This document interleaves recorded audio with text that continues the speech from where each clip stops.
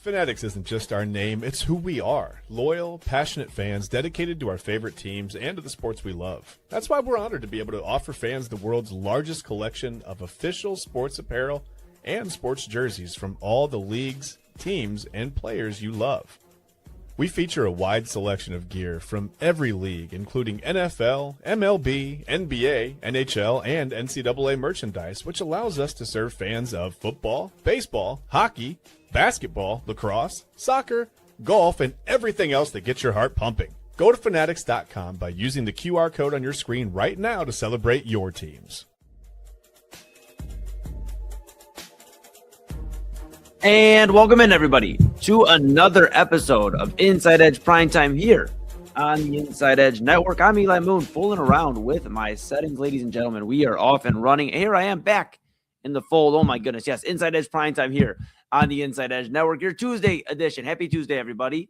I'm Eli Moon. Typically to my right, your right, everybody's right is Chad Bryan, but Chad Bryan on vacation, enjoying a much-deserved vacation. We are rocking with you.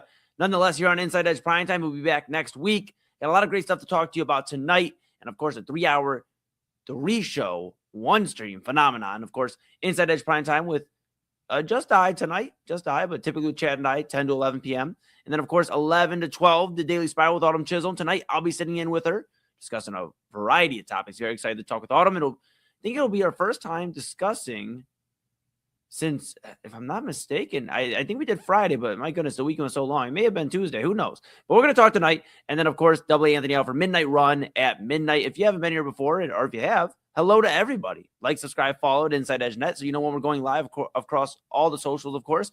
YouTube, X, Facebook, Instagram, TikTok, Twitch. Smash that notification bell at Inside Edge Net. You'll know when we're going live, and check out all the great coverage for daily shows, Monday through Friday, and great weekly coverage. You never know where we're going to be. And, of course, you can read about all the great personalities at InsideEdgeNetwork.com. Chad, Double A, Autumn, Papa Moon, Kyle. You can read about me as well. And, of course, everybody else does fantastic job. This is what happens when we try to say too many words at once. But a fantastic job. And, of course, check out our partners page. Couldn't do without them. Of course, you have W Energy, Monster Moments, SportsMemorabilia.com, Omega Video Marketing, Fanatics.com, and AlleyRoseFragrances.com. Couldn't do without them. Couldn't do without you at home. So go to the merch store, grab something nice, whether it's a shirt, a hat, a mug, a polo, a windbreaker. Rep Cleveland's digital leader and your source for sports, entertainment, mental health conversations, news, and everything in between. And, of course, take us wherever you want to go with the Inside Edge Network app on Roku. Yes, we're on Roku at Inside Edge Network. Of course, take us wherever, traveling to the disco. I keep saying that, but yes, the disco. Take us out of the country, wherever you want to take us. Inside Edge Network app. You never have to miss us if you take us on the go with Roku. All right, got a lot to get into here tonight, folks.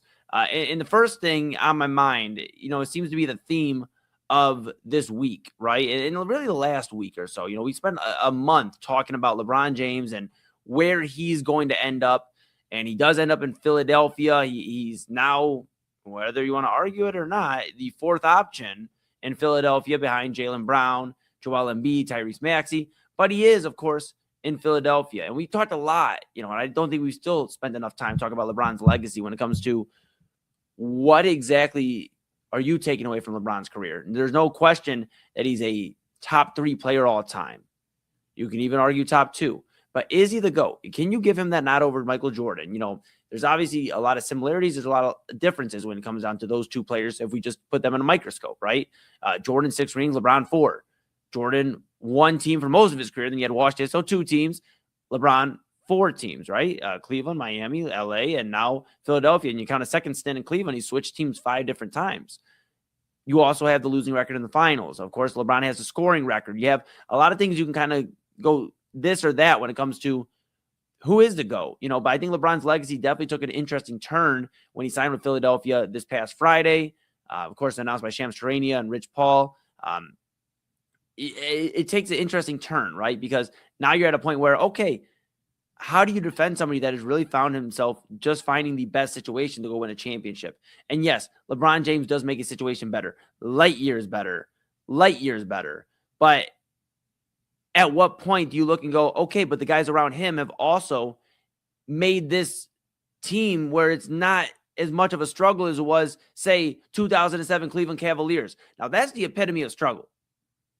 And that team had some fun moments, had some fun players on. Of course, Zydrunas Ilgauskas, Big Z on that team. You had, just some fun names, right? I believe Damon Jones on that team. There's some other guys.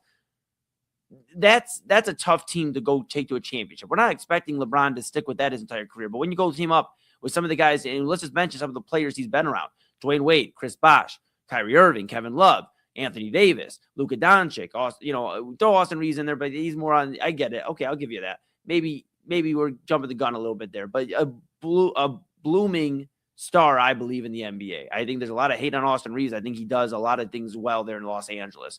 And then, of course, now in Philadelphia, Jaylen Brown, Tyrese Maxey, Joel Embiid. That's a lot of stars is what I'm getting at. There's a lot of stars when it comes to LeBron teaming up with some of these players. I think it's time we kind of look at that. So, nonetheless, that's the legacy. And we'll talk about LeBron a different day here. What I want to talk about today is, ironically enough, one of the guys that have made LeBron's legacy a little more complicated, and that's by really snagging a few rings away from him. That was Draymond Green, that was Steph Curry, Klay Thompson at that time, the Golden State Warriors. And Draymond Green was out there kind of waiting what was going to happen. He tried to allow the Warriors to have a little bit more flexibility when it came to going out and getting LeBron James. Remember, they were in that hunt. They were trying to go get LeBron and bring him to Golden State, pair up Steph and LeBron, and it didn't happen. But Draymond did wait out and try to make sure that, hey, if I need to, I will make this work to where we can get the money to get LeBron in here. And then Porzingis signs that deal. So it gets a little odd, right? Like in terms of what the Warriors are trying to do. And ultimately Draymond signs back with the Warriors.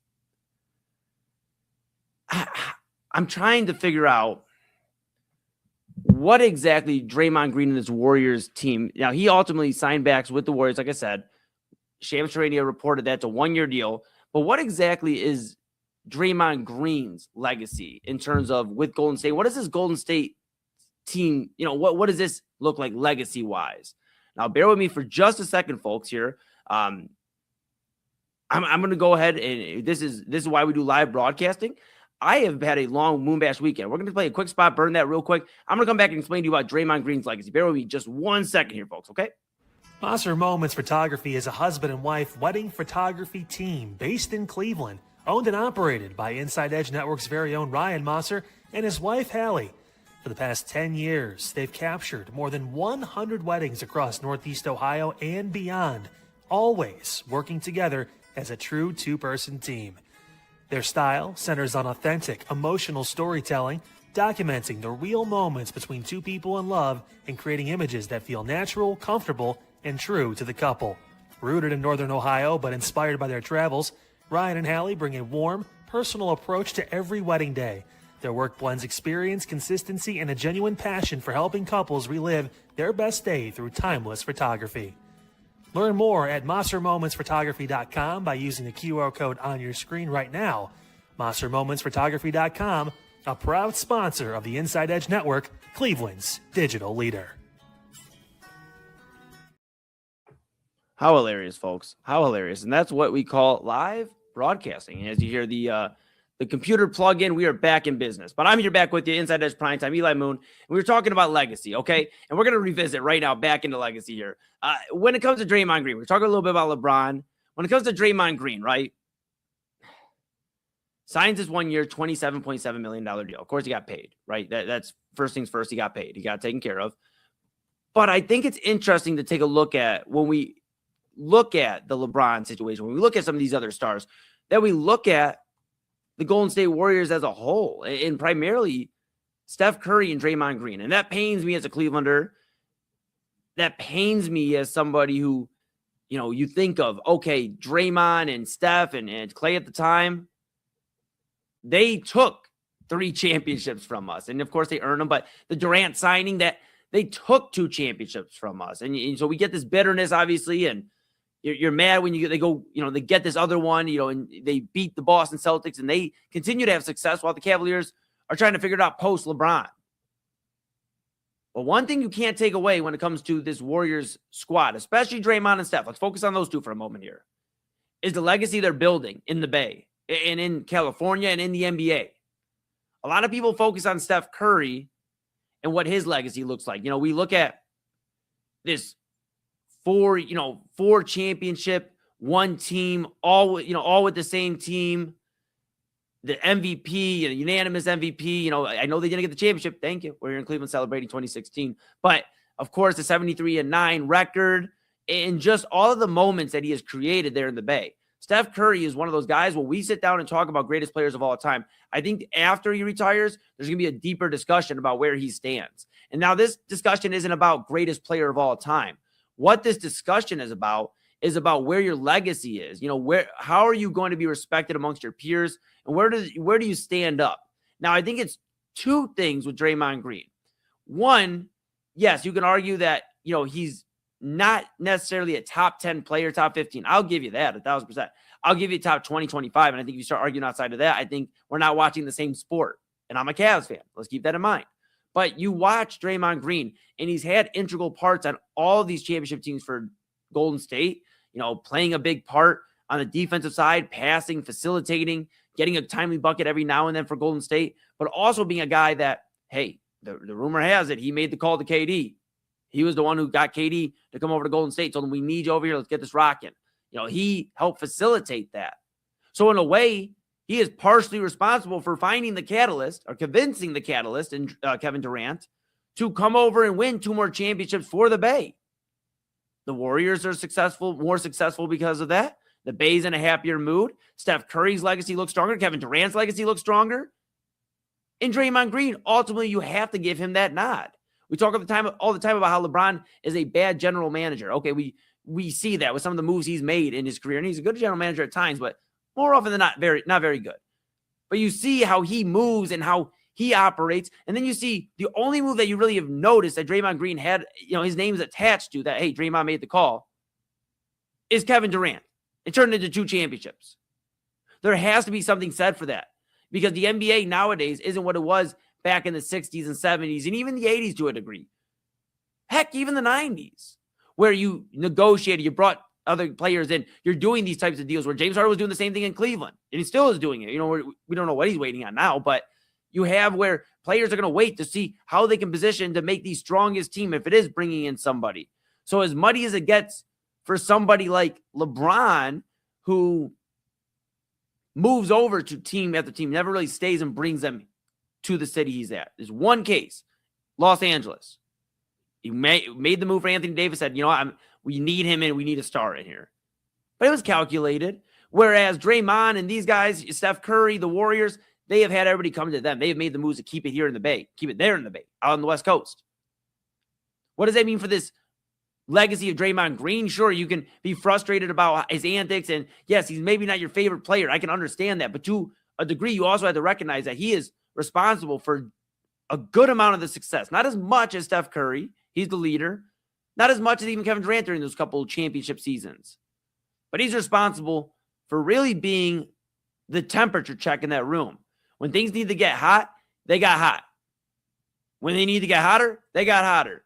He was able to create that urgency in Golden State and facilitate some things. So when we look at teams, and it got me thinking earlier today, when we think of teams, you think of the San Antonio Spurs, Tony Parker, Tim Duncan, Manu Ginobili. You think of that triplet, that trio. You think of course, you think of Miami because of the notoriety. LeBron, Bosh, Wade. You have that. Of course, you think of Los Angeles, even the duo, Kobe and Shaq for a moment. There's so many, Jordan and Pippen in the Bulls. There's a lot of legacy teams we think of in stretches, whether it's for a 2-3 year run or sometimes over the course of a decade. The Spurs were running for a long time. Closer to a decade. And not even closer to, they really were running for a decade with that 3 I mentioned earlier. Where does this Warriors team stack up? Because I know, and it's easier for us in Cleveland, we have fun with the 3-1 jokes, and obviously it's a fact, and it's not going away. But they did win 73 games one year in Golden State. Those two specifically with Draymond and Steph. Clay was there, Kevin Durant are there, but these are the two we're talking about. They're still here. You have the 73 games they won in 2016. You have the MVP season unanimously by Steph. You have defensive player of the year discussion and all that for Draymond Green, all NBA for Steph. I mean, the success year after year, multiple Western Conference finals appearances galore. Even after the wheels fell off with the Durant experience, Durant gets hurt, Klay Thompson gets hurt, Toronto wins the NBA championship. They come back and win another one against Boston. That's perseverance. So when we talk about this Warriors unit, this run it is one of those teams that, and it's going to pain us here in Cleveland to think about it. But when we go back and think about what does this Warriors team mean to the NBA history, the history of the NBA, it's going to serve as a time, and we wanted it to be here in Cleveland, but it's going to serve as a time of when super teams and the stars of the stars were popping out and doing their thing. There was two guys in the Bay that were able to stand the test of time, bring in 4 championships, get to 5 of them, and create a newfound resurgence of basketball, a love for basketball out there in California. You got to remember, everybody, when the Warriors started winning basketball games and being successful, the Clippers were still the Clippers. They weren't finding a ton of success. They were having playoff runs with Chris Paul and Blake Griffin, but they were continuously falling on their face still. Let's not forget they blew a lead to the Warriors in one of those playoff runs. And, of course, the Lakers were, this was, remember, 2016, Kobe Bryant's last season.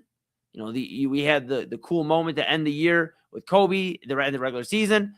And then the Lakers were pretty bad. And to be fair, the Lakers weren't even really good the last few years for Kobe. And that's no slight at all on the legend who is Kobe Bryant, and we love and miss him here on Earth. I mean, we definitely could use some guidance in the basketball world from him. And yeah, I mean, that's tough. But you think about that Lakers team, they weren't good. The Clippers were still the Clippers. They were just coming up short, as always, as they have done. That's just the truth. So the Warriors were the only team in California playing well. Oh, sorry. Let me take it back. Sacramento Kings were there too. Okay. And the Kings are the Kings. And yes, they've had a few bright seasons here and there, but the Kings are the Kings. You have the Warriors, and you had the Warriors in that time where they were pushing basketball in California. They were the team. They were a reason to get excited on the West Coast for basketball in that state. So I think when we think of legacy and we think of all that, we have to think of the Warriors as much as it pains us in Cleveland. They have a great deal. In fact, they have the most championships in the 2010s from one team. Of course, you have Miami. They won 2. You have 2012 and 2013. Of course, Dallas had 2011. Then you have 2014. You have the Spurs. 2015, the Warriors. 16, the Cavs. Warriors in 17 and 18. In 19, you have, of course, I believe that was Toronto Raptors.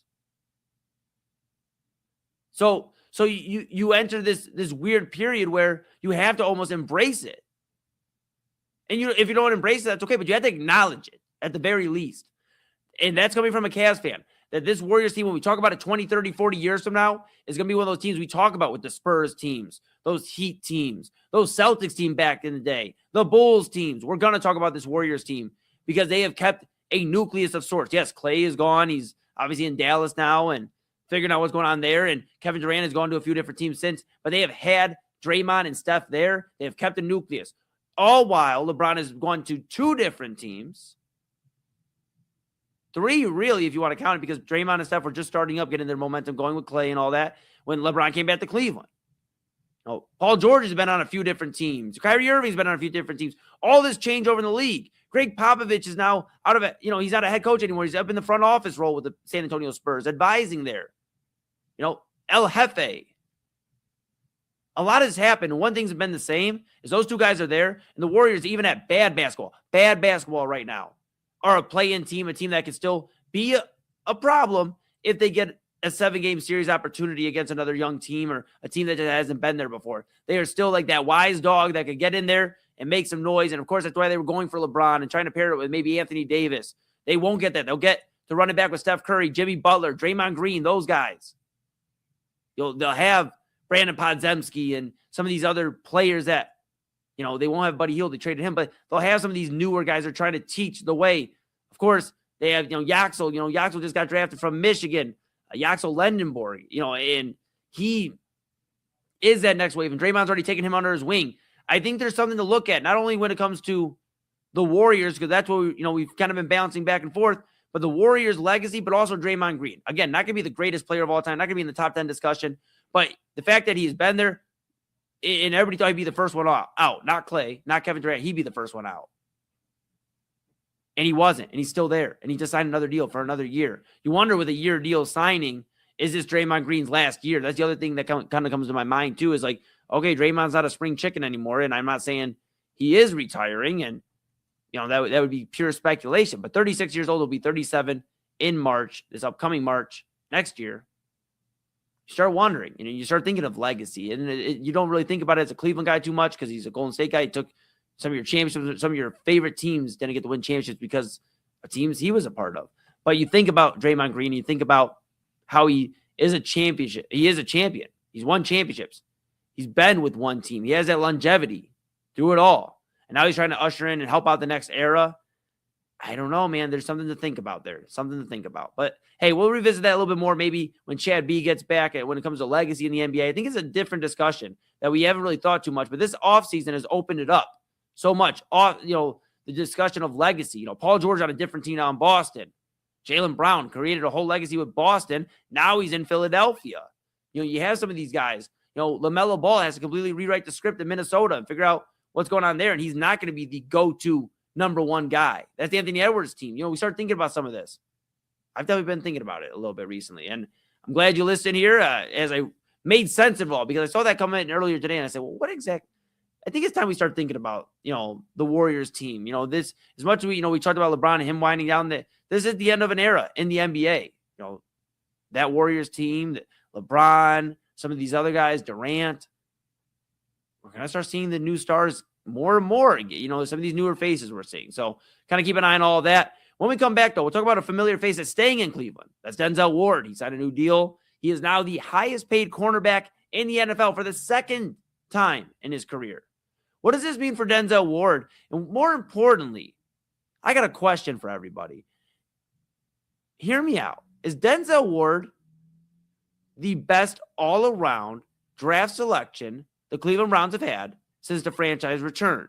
It makes you think, and I have some thoughts on it on the other side of the break, but this is Inside Edge Primetime here on the Inside Edge Network. Chad Bryant on vacation. Usually to my right, you're right, everybody's right, but he's getting some R&R. He'll be back next week. I'm Eli Moon. This is Inside Edge Primetime here on the Inside Edge Network, and we're back right after this. Key On Sports is the leader in Ohio high school athletic coverage in written, print, and video streaming. From the latest news and results and written content to the high school football game of the week every Friday, Key On Sports has you covered. The vision of 15-time published author Vince McKee has become the most trusted site in Ohio high school athletic news. From podcasts to player profiles, Key On Sports is your one-stop for all of it. Visit them today at keyonsports.com or on YouTube at Key On Sports. Check out their socials on Twitter and Facebook as well. Clean energy, bold flavors, and no jitters. See why people won't shut up about Dubby. Clean energy, no jitters or crash. Whether you're starting your workday or getting ready to exercise, Dubby Energy helps you lock in and focus. There were 15 flavors to choose from. You can't miss. Order Dubby Energy right now by using the QR code on your screen and use the promo code InsideEdge10 to receive 10% off your order. Dubby Energy, your energy-focused sponsor of the Inside Edge Network, Cleveland's digital leader. Discover our collection of body mists made with clean, minimal ingredients. Handcrafted with natural essential oils and clean ingredients, they offer a natural alternative to synthetic fragrances. Perfect for sensitive skin and those seeking clean, mindful self-care, and the perfect gift for you or your special someone. Courtesy of Alley Rose Fragrances. First-time customers, use that promo code InsideEdge20 to receive 20% off your order. AlleyRoseFragrances.com, a proud sponsor of the Inside Edge Network, Cleveland's digital leader. Whether searching for a baseball autographed by your favorite World Series slugger, a signed football by an iconic Hall of Famer, or the jersey of a world-famous soccer star, you've come to the right place. Here at SportsMemorabilia.com, the web's leading source of authentic sports memorabilia, you'll find more than 500,000 authentic products from nearly every professional sports league, team, and players. Not only will you find your next prized sports possession with ease thanks to superb customer service and tremendous site experience, you'll have the satisfaction and peace of mind that every product listed comes complete with a certificate of authenticity and is fully backed by the SportsMemorabilia.com lifetime authenticity guarantee. Go to SportsMemorabilia.com by using the QR code on your screen right now. SportsMemorabilia.com, a proud sponsor of the Inside Edge Podcast Network, Cleveland's digital leader. Find us on InsideEdgeNetwork.com for the latest information on your favorite shows, personalities, and network partners. Plus, guess what? We have a merch shop. That's right, we have network polos, t-shirts, champion jackets, hats, and bottles. Rep the network. Every purchase supports independent sports and entertainment media. Use the QR code on your screen right now to check out InsideEdgeNetwork.com. That's InsideEdgeNetwork.com.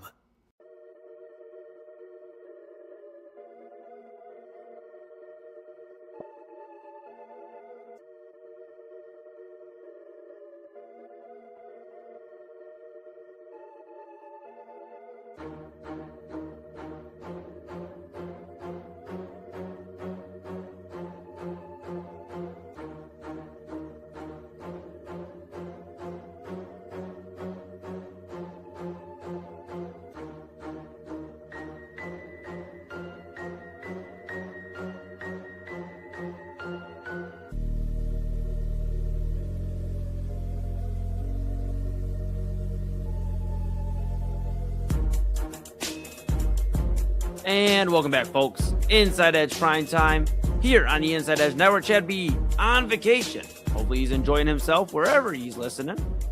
Maybe he's not listening. It means I can say all the fun facts I know about Chad Bryan. No, we'll say that for another day. Maybe later on in the week. I'm Eli Moon. We are back here Inside Edge Primetime here on the Inside Edge Network. So happy you are with all of us, which, of course, right now I'm on screen, but so many of us that get it done here on the Inside Edge Network. And of course, you're going to want to make sure you stay tapped in with the Inside Edge Network at Inside Edge Net across all the socials, YouTube X, Facebook, Instagram, TikTok, Twitch, all of the socials. Smash that notification bell. Know when we're going live. Inside Edge Net, 4 daily shows, a lot of great weekly coverage right there for you at Inside Edge Net, right here for you. At InsideEdgeNetwork.com is also where you're going to want to go. InsideEdgeNetwork.com, read about your favorite personalities. Go check out our partners page. A lot of great deals there. And of course, go to the merchandise store. That's right. You at home, grab a nice shirt, hat, mug, polo, windbreaker. Rep Cleveland's digital leader and your source for sports, entertainment, mental health conversations, news, and everything in between. And of course, download the Inside Edge Network app on Roku. The Inside Edge Network app on Roku. Take us wherever you want to go. That is where you know, baseball, the disco bar, wherever. Take us wherever you want to go. Inside Edge Network app on Roku. All right, folks, I had a question, and it kind of led based off the news we learned earlier today. Now, if you did not hear, Denzel Ward is going to be staying in Cleveland a little bit longer, at least contract-wise. He signed a 2-year, $62.2 million contract extension with the Browns, featuring $52.3 million in guaranteed money, makes him the highest-paid cornerback in the NFL for the second time in his NFL career. Of course, this was reported per ESPN's Adam Schefter and NFL Network's Ian Rappaport, who both had it. And it got me thinking, Denzel Ward, we've talked a good amount about him this offseason amidst all the Myles Garrett discussion and him being ultimately traded to the Los Angeles Rams. And we've talked about, of course, Baker Mayfield at times, even now in Cleveland. And we've talked about Nick Chubb. We've discussed all of this. It's time we start discussing Denzel Ward as the best draft pick the Browns have had since coming back home, since the franchise returned here in Cleveland. I'm not saying, now let's be clear, I'm not saying best as in he gets the most awards. He has all of the records. Of course, if we look that way, it would be Myles Garrett. I'm not saying he's the absolute leader of this team. For a moment in time, it was Baker Mayfield, whether you want to hear that or not, Cleveland. It was. I'm not saying the guy that had our hearts rushing the football with Nick Chubb. But even then, it was over before we kind of knew it. I mean, it was a fun run. But remember, it really came to an end at, 6th season in the NFL. I mean, Nick Chubb's still doing his thing, but never been the same since. Denzel Ward, however, a guy that was drafted 4th overall in that same rookie draft class as Baker Mayfield, a guy who's been with the Browns for the last, 8 seasons, going on his 9th season now in the NFL, a guy that is absolutely decorated as a pro and is Cleveland and Ohio through and through. Denzel Ward is somebody that, again, a Nordonia High School graduate, played at The Ohio State University, tore it up for the Buckeyes, left some sound bites there for Gus Johnson and everybody involved. Denzel Ward, it was the barbecue. Everybody heard that call, that famous call from Gus Johnson, of course. But Denzel Ward then being a Cleveland Brown and spending his entire time here. We talk about how, he just gets us meter. You see that on social media, the gets us meter. And when a guy says something, he gets Cleveland. I don't think you can get Cleveland more as a Cleveland athlete than Denzel Ward. At least not right now in terms of who is here in the city. He has spent his entire football career in Ohio. He hasn't gone anywhere else unless he's playing on the road for the Browns against another team or at Ohio State when he traveled out of the state.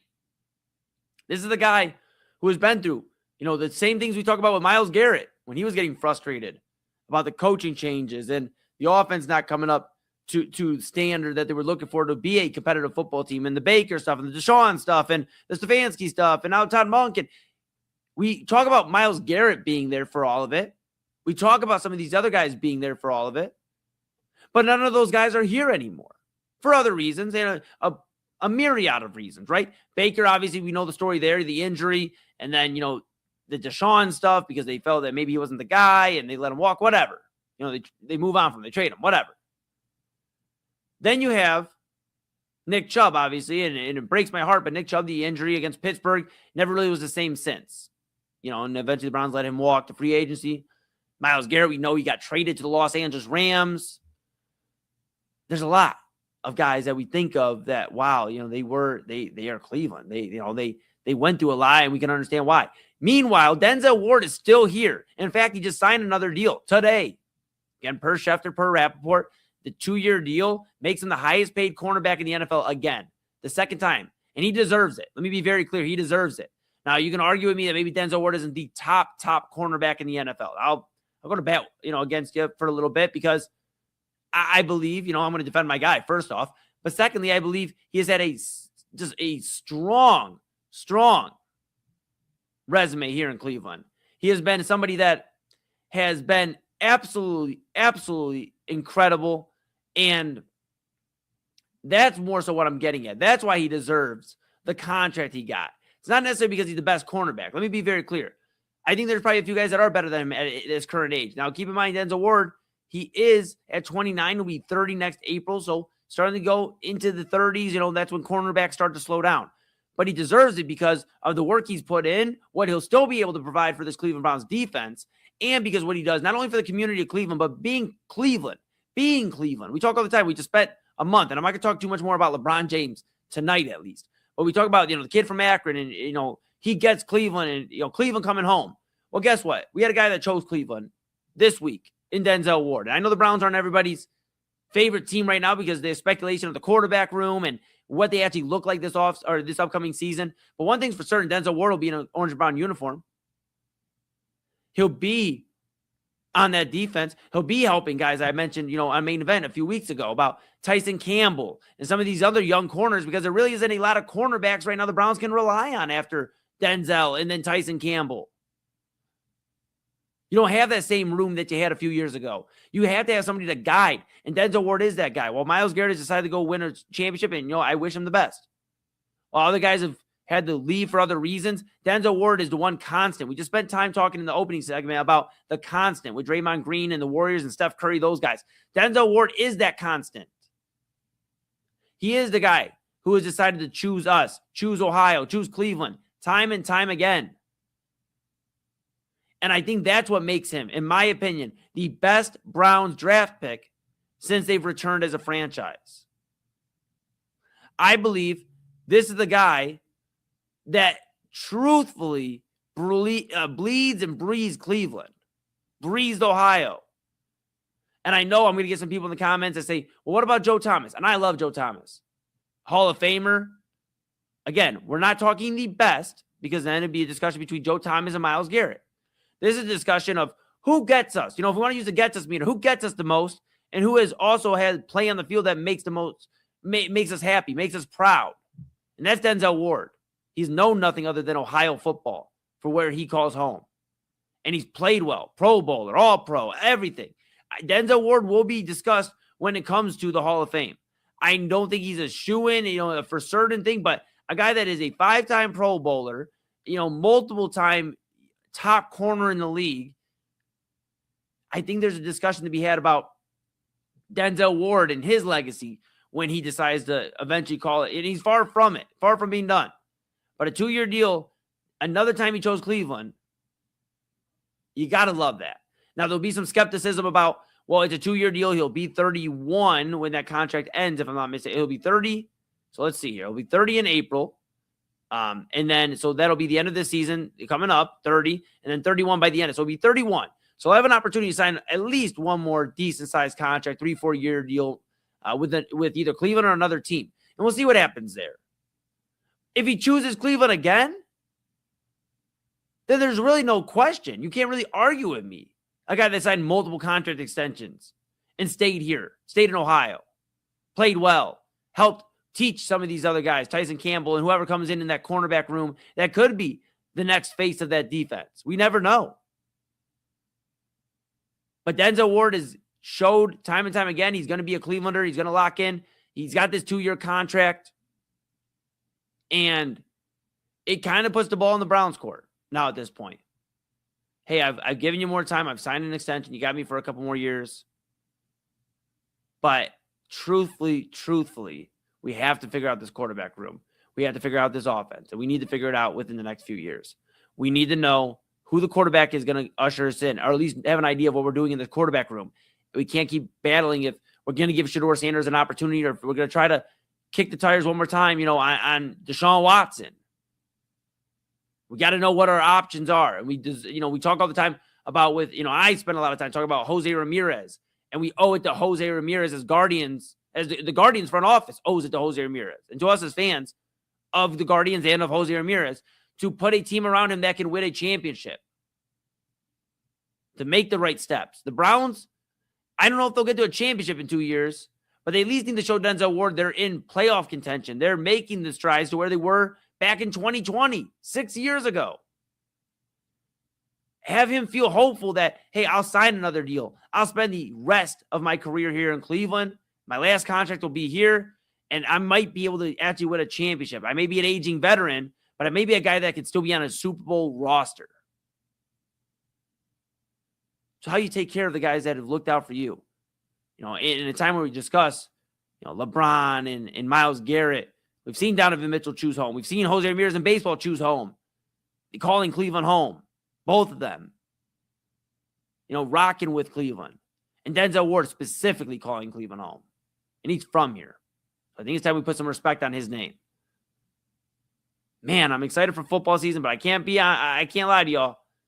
There's so much more unknown about this Browns team. And, we still don't know exactly who's leading the quarterback running. Reports coming out every other day and discussion and all that. I just want to see what exactly we're working with.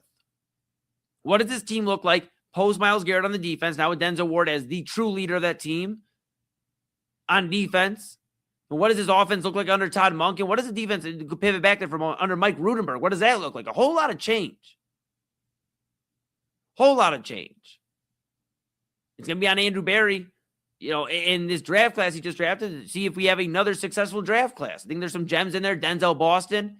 We'll see with Casey Concepcion. We'll see with some of these guys. But, you have, of course, Spencer Fano. You have some of these guys that could be the next face of the Cleveland Browns football. And Denzel Ward may not have been able to succeed, in terms of winning a championship in his prime, but he may be able to get at least back at the competitive football here in Cleveland by the end of his career, the next few years, and have some fun with now the new wave of Cleveland. He can usher that in.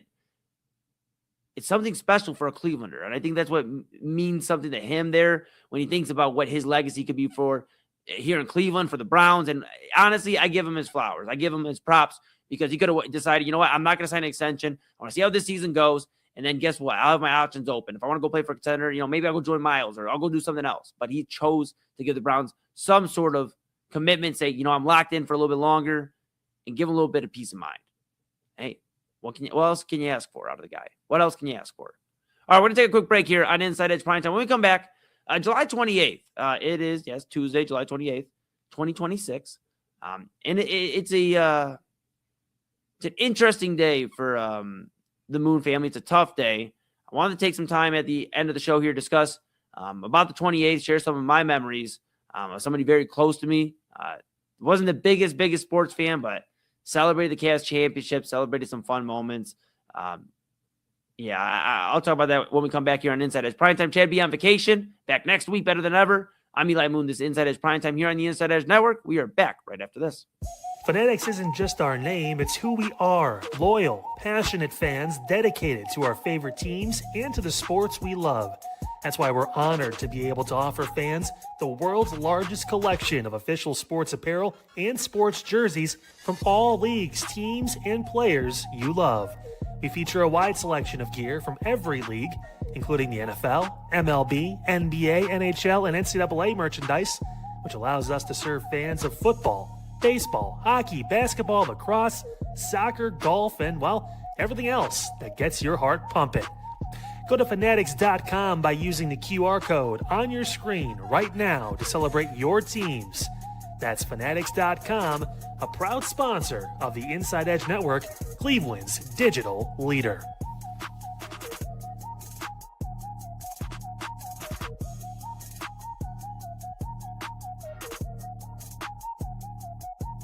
Small business owners are superheroes, but nowadays running your business means doing so inside your shop and on social media. That's why you should make Omega Video Marketing your sidekick. With a decade of content creation experience, I create dynamic, informative, and fun videos for your specific social needs that will increase brand awareness, get you more followers, and keep your social pages and websites current and fresh. I offer flexible pricing and turn times and will work with you to understand your brand and your story. All of that comes from the heart. My award-winning expertise is just the cherry on top. So let's get connected. After all, your brand is the alpha and my expertise is the omega. Discover our collection of handcrafted candles. That's right, every product is thoughtfully created in small batches free from harmful toxins for mindful everyday indulgence. Our candles are hand-poured in coconut soy wax with natural wood wicks, offering a long-lasting burn and rich fragrances. Create a cozy, safe ambiance for your home with candles from Alley Rose Fragrances. First-time customers use the promo code InsideEdge20 to receive 20% off your order. AlleyRoseFragrances.com, proud sponsor of the Inside Edge Podcast Network. Mosser Moments Photography is a husband and wife wedding photography team based in Cleveland, owned and operated by Inside Edge Network's very own Ryan Mosser and his wife Hallie. For the past 10 years, they've captured more than 100 weddings across Northeast Ohio and beyond, always working together as a true two-person team. Their style centers on authentic, emotional storytelling, documenting the real moments between two people in love and creating images that feel natural, comfortable, and true to the couple. Rooted in Northern Ohio but inspired by their travels, Ryan and Hallie bring a warm, personal approach to every wedding day. Their work blends experience, consistency, and a genuine passion for helping couples relive their best day through timeless photography.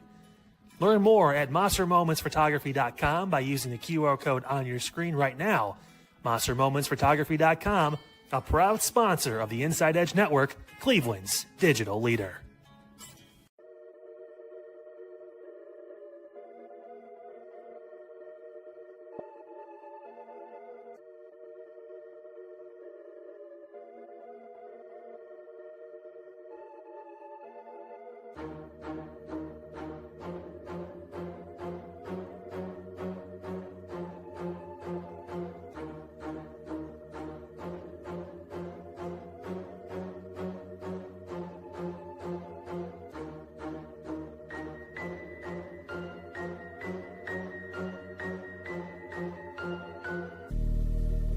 And welcome back to Inside Edge Primetime here on the Inside Edge Network. Chad Bryan on vacation. Enjoying himself. I'm Eli Moon. We are back in the saddle on the saddle adjacent. Rocking and rolling. Talked some Draymond Green and the Warriors. He re-signed with the Warriors today. Of course, Denzel Ward re-signing with the Browns. And I'm still here on the Inside Edge Network, and I'm not going anywhere. We're not going anywhere either. Of course, if you've been enjoying the coverage, whether you just tuned in for the first time tonight or been with us for a while, make sure, if you haven't already, like, subscribe, follow at Inside Edge Net on all the socials. Inside Edge Net, YouTube, X, Facebook, Instagram, TikTok, Twitch. Smash that notification bell. Know when we're going live across all the social media platforms. Of course, check out the website, InsideEdgeNetwork.com. Read about your favorite personalities. Go check out our partners page. Couldn't do without them. And, of course, check out the shop, the merchandise store. Get something nice, a shirt, a hat, a mug, a polo, a windbreaker. Get it ready for the fall. Rep Cleveland's digital leader, your source for sports, entertainment, mental health conversations, news, and everything in between. And, of course, download the Inside Edge Network app on Roku. Take us wherever you want to go. whether that's on the road to the baseball game or traveling on vacation or sitting by the pool. Take us wherever you want to go. Inside Edge Network app on Roku. All right, July 28th. Yeah, and you know what? It was weird. You know, we did first off, very successful weekend over the weekend, obviously, at Brothers Lounge. Thank you again to Brothers Lounge. We appreciate them so much for always being so great. To me, to everybody, you know, with LaHale, my music collective, the music community, and now the Inside Edge Network. We appreciate them so much. And, you know, so it was a busy weekend. You know, I realized today's Tuesday. I got a text from my sister, and I love my sister so much. I got a text from her earlier today, you know, if I was awake. And, it was, now, mind you, it was around 7 in the morning on a Tuesday. I'm trying to get my thoughts together, okay, let's get moving, let's get the week rocking. And then it hit me when her next text came in that she was going to go up to the cemetery today. And for those that obviously, I mean, I haven't shared this too much. My Aunt Monica passed away 7 years ago on July 28th, 2019. And I felt like at that time, my whole world stopped. My Aunt Monica, my mom's twin sister, somebody that was like a second mom to me. I spent a lot of time when I first started my sports broadcasting career. I went and I was doing play-by-play for Ursuline College. I was also running the video board for the Lake County Captains. And I would spend a lot of time going back and forth. Now, at the time, and, you know, spoiler alert, it's still something I'm working on due to anxiety and things were, you know, I'm very, very open about mental health. So things I'm working on is driving. And so Papa Moon is a saint and would take me out to and from to all these gigs from, you know, Parma, you know, 30 minutes away, essentially, you know, and he would take me out and you know, come bring me back home, you know, and he did that for a while. Well, I called my aunt because my Aunt Monica lived out nearby the Captain Stadium and not too far from Ursuline College, around the same vicinity.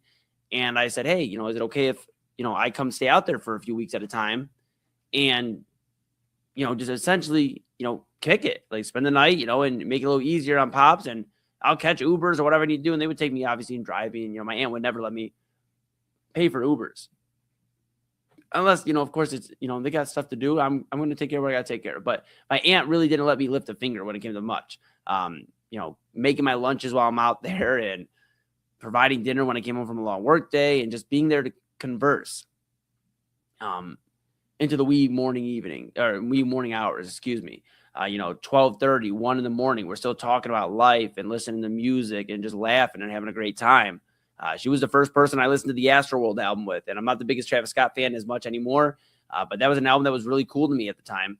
We'd been waiting on it, you know, in the hip hop scene and the rap scene, you know, rap fans. And my Aunt Monica had no idea who Travis Scott was, and we listened to Travis Scott, the entire album, on my light up speaker, my JBL speaker. We listened to it and we just jammed out. And she had questions, and she liked the music, and she just caught herself in the moment, and we were just enjoying each other's company and something new.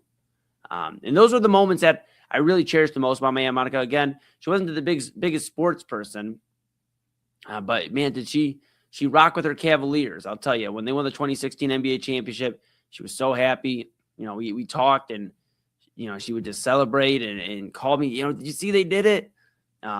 Did you, you know, they did it, you know, are you going to the parade? I mean, just all the questions every Clevelander was asking their family and their friends, you know, are you going to the parade? Did you see, they did it. I'm glad she got to see that. Again, not the biggest sports person, but somebody that loved Cleveland, loved going to the local fairs, loved going to, you know, just the things around the neighborhood that, you know, you should step out and enjoy. She was so community driven. She loved having a conversation with just the gas station attendant, you know, taking care of, you know, her buying her cigarettes or just anybody. Yeah. I mean, she loved her fair food, you know, funnel cakes and her French fries and corn dogs. I mean, she loved it all. And, you know, she would ask me when I got, you know, when I went to the Captains and we get a meal at the Captains, she'd ask me, Eli, what'd you get for your meal tonight? You know, at Captains, I tell her, oh, tonight I got a pretzel bun burger and I have a bacon on it. But I mean, my goodness, we could talk about food all the time. And that's what she enjoyed doing as well. Cooking. I mean, it was so cool. She would always cook. I mean, she would make these elaborate meals. I mean, her and my mom could throw down. And I believe my sister definitely is next in line when it comes to throwing down in the kitchen and making great food. And we are so appreciative. And I'm very appreciative that I had those moments with my Aunt Monica, sitting up there at 4 or 5 in the morning, coffee already being ready, her waiting for, her boyfriend to get ready for work, already had his stuff ready to go for work, for him, made it easier on him, made it easier on everybody. And that was who she was, made life easier for those around her. Sure, she was a handful. She was at times. And, she was my mom's twin sister. So, you get that twin magic, in terms of them, trying to, one up the other. And you think about those moments. We spend all the time here on the Inside Edge Network. We talk at times about cherishing your loved ones and cherishing these moments with your family, your friends. And I had a lot of that this past weekend at Moon Bash. A lot of my favorite people were in the building all at once at times. I mean, incredible. And I thought at times about my Aunt Monica and how she would have been there at Moon Bash and celebrating. We probably would have got her on air. The Inside Edge Network, we were live 1 to 8. We probably would have got her on air. We would have just got to have a great moment with her there. She would have enjoyed moments with the community, had conversation, met so many people. My goodness, she would have met so many people. And I think about, we think all the time about supporters, and we think about who's there for us. And my Aunt Monica definitely was. She was at my first show. My first show, she showed up and she was rocking. And you don't expect family to like really immerse themselves into like what you're doing, especially when you're in the music scene. And, maybe hip hop's not everybody's cup of tea. My Aunt Monica was incredible, where she was loving everything. She asked me to introduce her to some of the artists, and she always asked me about my music career and what everything was going on. And she always checked in.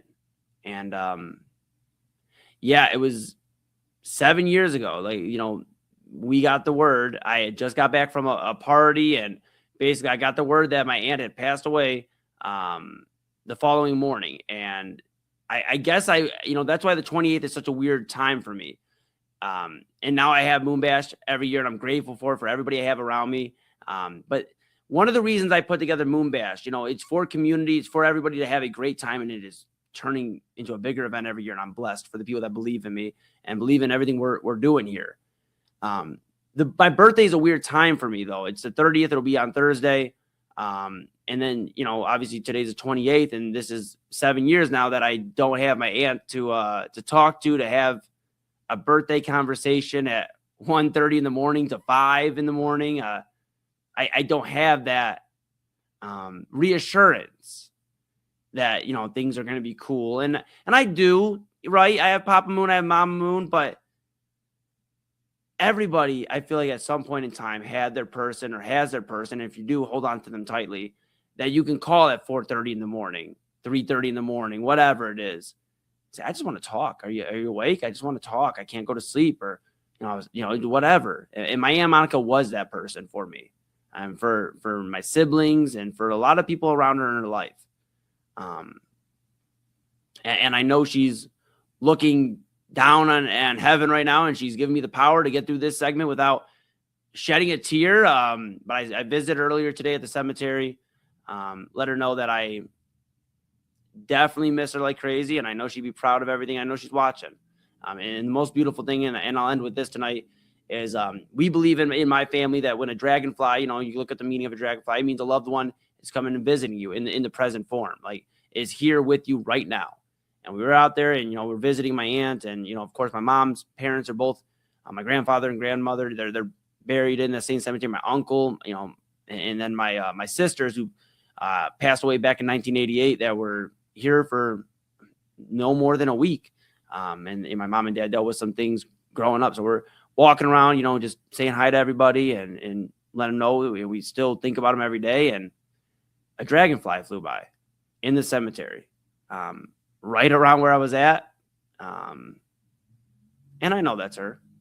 So tonight I'll end this prime time. I'm going to regroup during the commercial break. We got the Spiral coming up at 11 o'clock with Autumn, and that's going to be a lot of fun. Tonight, though, I just wanted to make sure that I just tell everybody, just if you have somebody you love, please let them know.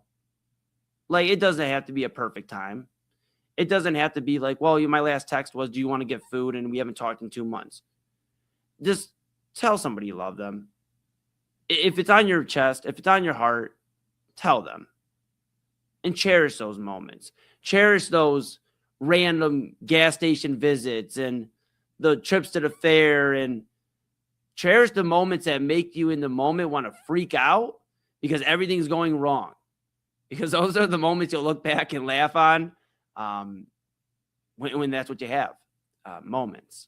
So, yeah, 7 years doesn't feel real. I'm blessed. I'm still in this opportunity, and everybody around me that keeps me motivated and going. I know she's pulling some strings up there in heaven, and I know she is. So, thank you to everybody for listening to me. I just had to get that off my chest here in the final moments of Inside Edge Primetime here on the 28th. Thinking of my Aunt Monica. I miss and love her very, very much.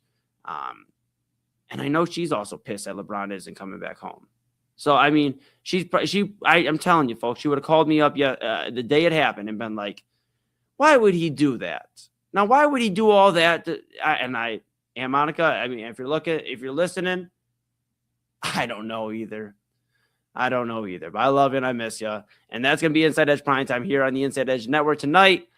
We are going to switch over. I'm not going anywhere with you. I'll, in fact, be with Autumn Chisholm here. And at the top of the hour, the Daily Spiral, we're going to talk about a lot of fun stuff and maybe some serious stuff as well. We're going to get into it all. Of course, I don't know what Autumn has planned. I do, but you know what? That's for her to tell you. I have the rundown. You don't. We'll find out at the top of the hour. The Daily Spiral with Autumn Chisholm, and I'll be there as well. Coming up here right after a few words from our partners and, of course, one of the coolest intros on the network. See you on the other side. Key Sports is the leader in Ohio high school athletic coverage in written, print, and video streaming. From the latest news and results and written content to the high school football game of the week every Friday, Key Sports has you covered. The vision of 15-time published author Vince McKee has become the most trusted site in Ohio high school athletic news. From podcasts to player profiles, Key Sports is your one-stop for all of it. Visit them today at keyonsports.com or on YouTube at Key Sports. Check out their socials on Twitter and Facebook as well. Clean energy, bold flavors, and no jitters. See why people won't shut up about Dubby. Clean energy, no jitters or crash. Whether you're starting your workday or getting ready to exercise, Dubby Energy helps you lock in and focus. With over 15 flavors to choose from, you can't miss. Order Dubby Energy right now by using the QR code on your screen and use the promo code InsideEdge10 to receive 10% off your order. Dubby Energy, your energy-focused sponsor of the Inside Edge Network, Cleveland's digital leader. Discover our collection of body mists made with clean, minimal ingredients. Handcrafted with natural essential oils and clean ingredients, they offer a natural alternative to synthetic fragrances. Perfect for sensitive skin and those seeking clean, mindful self-care, and the perfect gift for you or your special someone. Courtesy of Alley Rose Fragrances. First-time customers, use that promo code InsideEdge20 to receive 20% off your order. AlleyRoseFragrances.com, a proud sponsor of the Inside Edge Network, Cleveland's digital leader.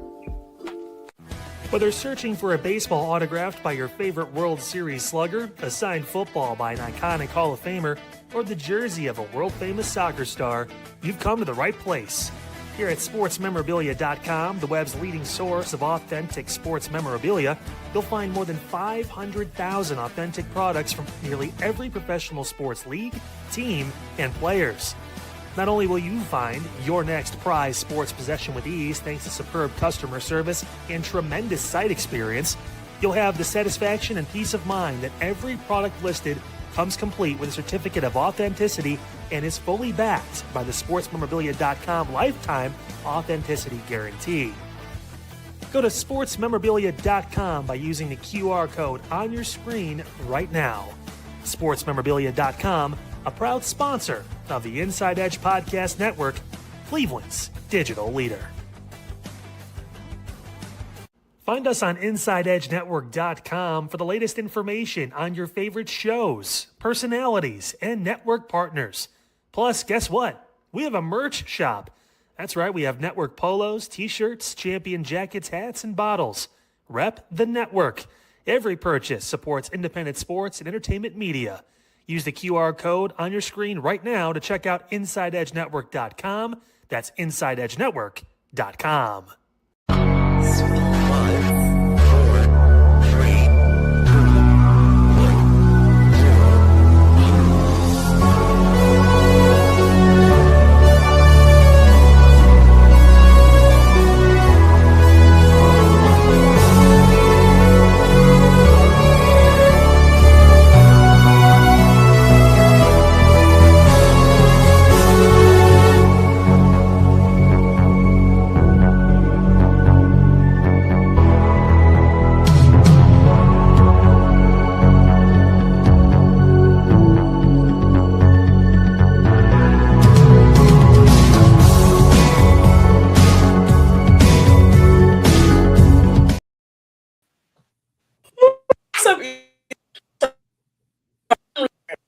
when I Oh, no. show.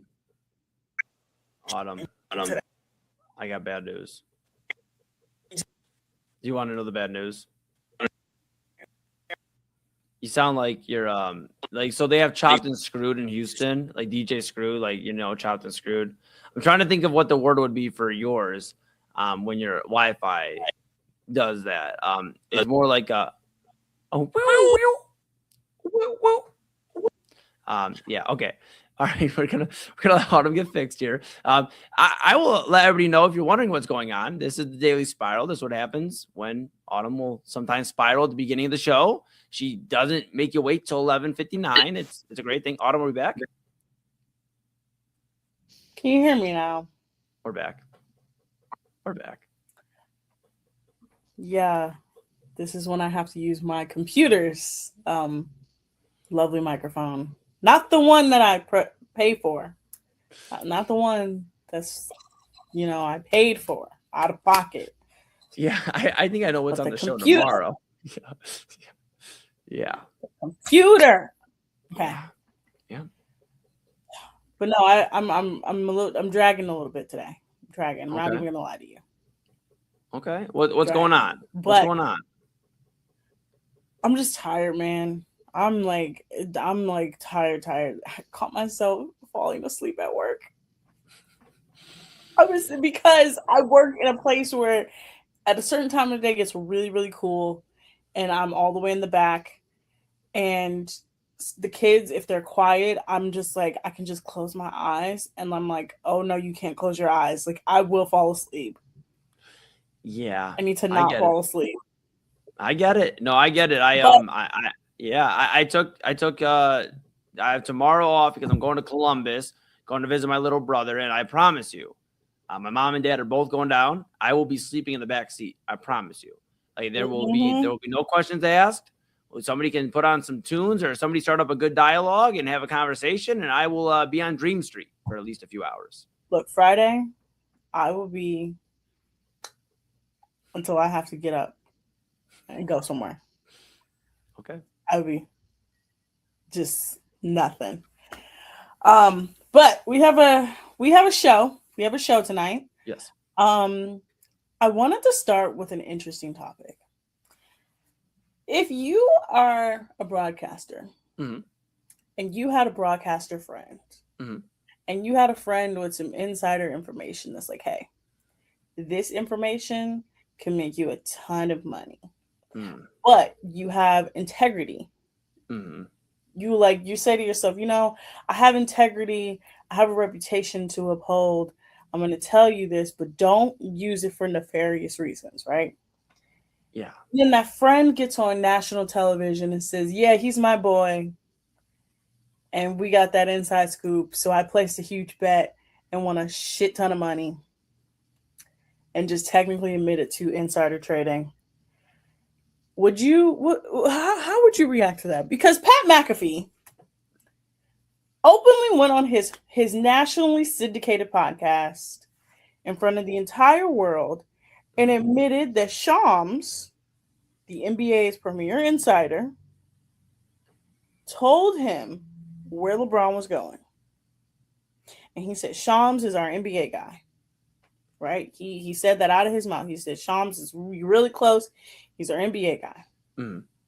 So he told him where LeBron was going. And instead of, saying, I'm going to just sit on this information, maybe like scoop it, he tells the world that he placed a huge bet and won a ton of money. I don't know if you guys know this, but that is what we call insider trading, which is illegal. Yeah. I mean, not great. I want one thing on a side note. I'm just trying to figure out how Shams was able to tell Pat McAfee where LeBron was going when Rich Paul told everybody that nobody knew where LeBron was going up until when he told them. I mean, of course, there's always things that we don't find out till the truth is the fan. But you had to think, and maybe not you, Autumn, but at least I would tend to think that Pat McAfee, a guy who's sitting on an opportunity to make $60+ million per year, and is going to be in position to be basically, if he's not already, ESPN's top dog. I mean, there's really nobody left now at this point. The only guy you could say that is going to compete with him as a top dog is Stephen A. Smith. And he has his hands in so many other things right now that you really don't know where he's going next. If he's going to be at ESPN or if he's going to be trying to run for office. I don't think it's the greatest idea, but nonetheless, that's where we're at as a country. With all that being said, I would tend to think that Pat McAfee is a little smarter than that. Now, I know. You give him a ton of credit, man. You really are. I mean, the thing is, you would think with a guy that's already about to get a boatload of money, has already been through an NFL career where you can't bet, and betting, not as prominent as it is nowadays when he first started his career, but still in the talks and discussions, you would think that you wouldn't, A, release this, and two, do you really need this? I mean, ESPN's basically giving you any type of money you want, anything you want to do, any big special event is Pat McAfee for the most part. And I'm going to be honest, I do enjoy McAfee to a degree, excuse me. I do enjoy some of his coverage on ESPN. I like to listen to his show when he has certain guests on, and they are fun at times. And some of his coverage elsewhere is fun. I think there's also a Pat McAfee saturation or oversaturation where there's too much of him at times. And I think that's where people are burnt out. Even wrestling fans are burnt out on him from the WrestleMania stuff. But I just got to believe that this guy is a little smart. I'm not saying he's Harvard. I'm not saying he's 4.0. I'm not saying he's going to cure all the world's problems. But you got to think that he's just maybe a little smarter than this. I mean, I just can't believe a dude would go out there and basically leak his hand. I'm waiting for the FBI to come barging into the Thunderdome, is what he calls it, and have a discussion with Mr. McAfee. Eli, we have seen how many athletes, both college football, NFL, NBA, across the board over the last, I'm going to say 6 years, 5-6 years since gambling has been legalized, right? Mm-hmm. We've seen plenty of people caught, right? We literally are having one of the biggest gambling scandals in Major League Baseball where Emmanuel Clase gets caught tipping pitches, right? Right. We got the shit show that is this NBA scandal. And I know it seems crazy, right? I know it seems nuts. But some of these people, the gambling is so much to them, and it gives them this rush and it gives them this power that they don't understand that, like, they're putting their careers and their lives in jeopardy. And I too would have said that too. I would have been like, you know what? He has buckets of money. Why would he put his entire life and career online? And then I just had to think about it. I was like, we had NBA players out here making hundreds of millions of dollars and putting their careers online for thousands of dollars. Right. No, true. Thousands of dollars. That's true. But I guess my only thing, and I'm not defending him, and I'm not saying he didn't do this. I want to be very clear by saying that. But I guess, like, just thinking of, like, trying to reason why he should, this whole thing, right, is you would think a guy that went through that stage already, though. I get it, the player situation. Pat McAfee already played a decade or so in the NFL and went through all that already the first time. And he's in his after the fact. And you would think the guy that is getting the keys, this is like getting the keys to, like, your nicest sports car or whatever your dream car is. They give you the dream car. Amazing. You get to drive it around for a week, and then you crash it into a wall. Like, that's what this literally is. Of course, everybody okay in that hypothetical car accident, but that's essentially what this is. You wrecked the dream car, and now you're sitting here, you have your thumb out because now you're hitchhiking for a next ride. And that's a dangerous game, to your point, where he's playing, because he is the guy that a lot of guests, whether they're athletes or they're reporters or whatever, are on his show. And now it starts to turn into, in the sports world in general, is turning into who can get a hold of gambling sponsorship, betting sports sites sponsorships, who can tip off this. I mean, even during Giannis, the trade deadline discussion, the Kalshi odds, and all that discussion, everybody's getting their hand in the pot. So I think we're starting to enter a weird time in sports where it's like there's more of a blurred line between, I don't even know what the word is, but between report, and I guess less of a blurred line between these reporters and these talk show hosts. Before it used to be a little bit of, hey, I'm not going to give you everything. Nowadays it's, well, I'll give you, and you can go make some money off of it as well, which becomes a bigger discussion. We just spent earlier this year talking about Diana Rossini and talking about her in the discussions with Brit and her whatever alleged relationship with Mike Vrabel and how that was affecting the A.J. Brown discussions, which I do believe did. I do. But you look at all that, and now we look at the McAfee stuff, on top of the players doing what they're doing, on top of the Brendan Sorsby stuff, on top of everything else, and it just makes me as a sports fan wonder how much is enough to where casual sports fans start checking out. I don't think the hardcore fans eventually will, it'll take a while, but casuals that are starting to buy into sports are going to start checking out, because we talk for years and years and decades about WWE and professional wrestling and being like, hey, it's scripted. Why would you? We can't bet on wrestling. It's scripted. Well, hey, here's a spoiler alert. Some wrestling events now you can bet on. But also with that being said, we talk all this time about all that scripted and, and this and that.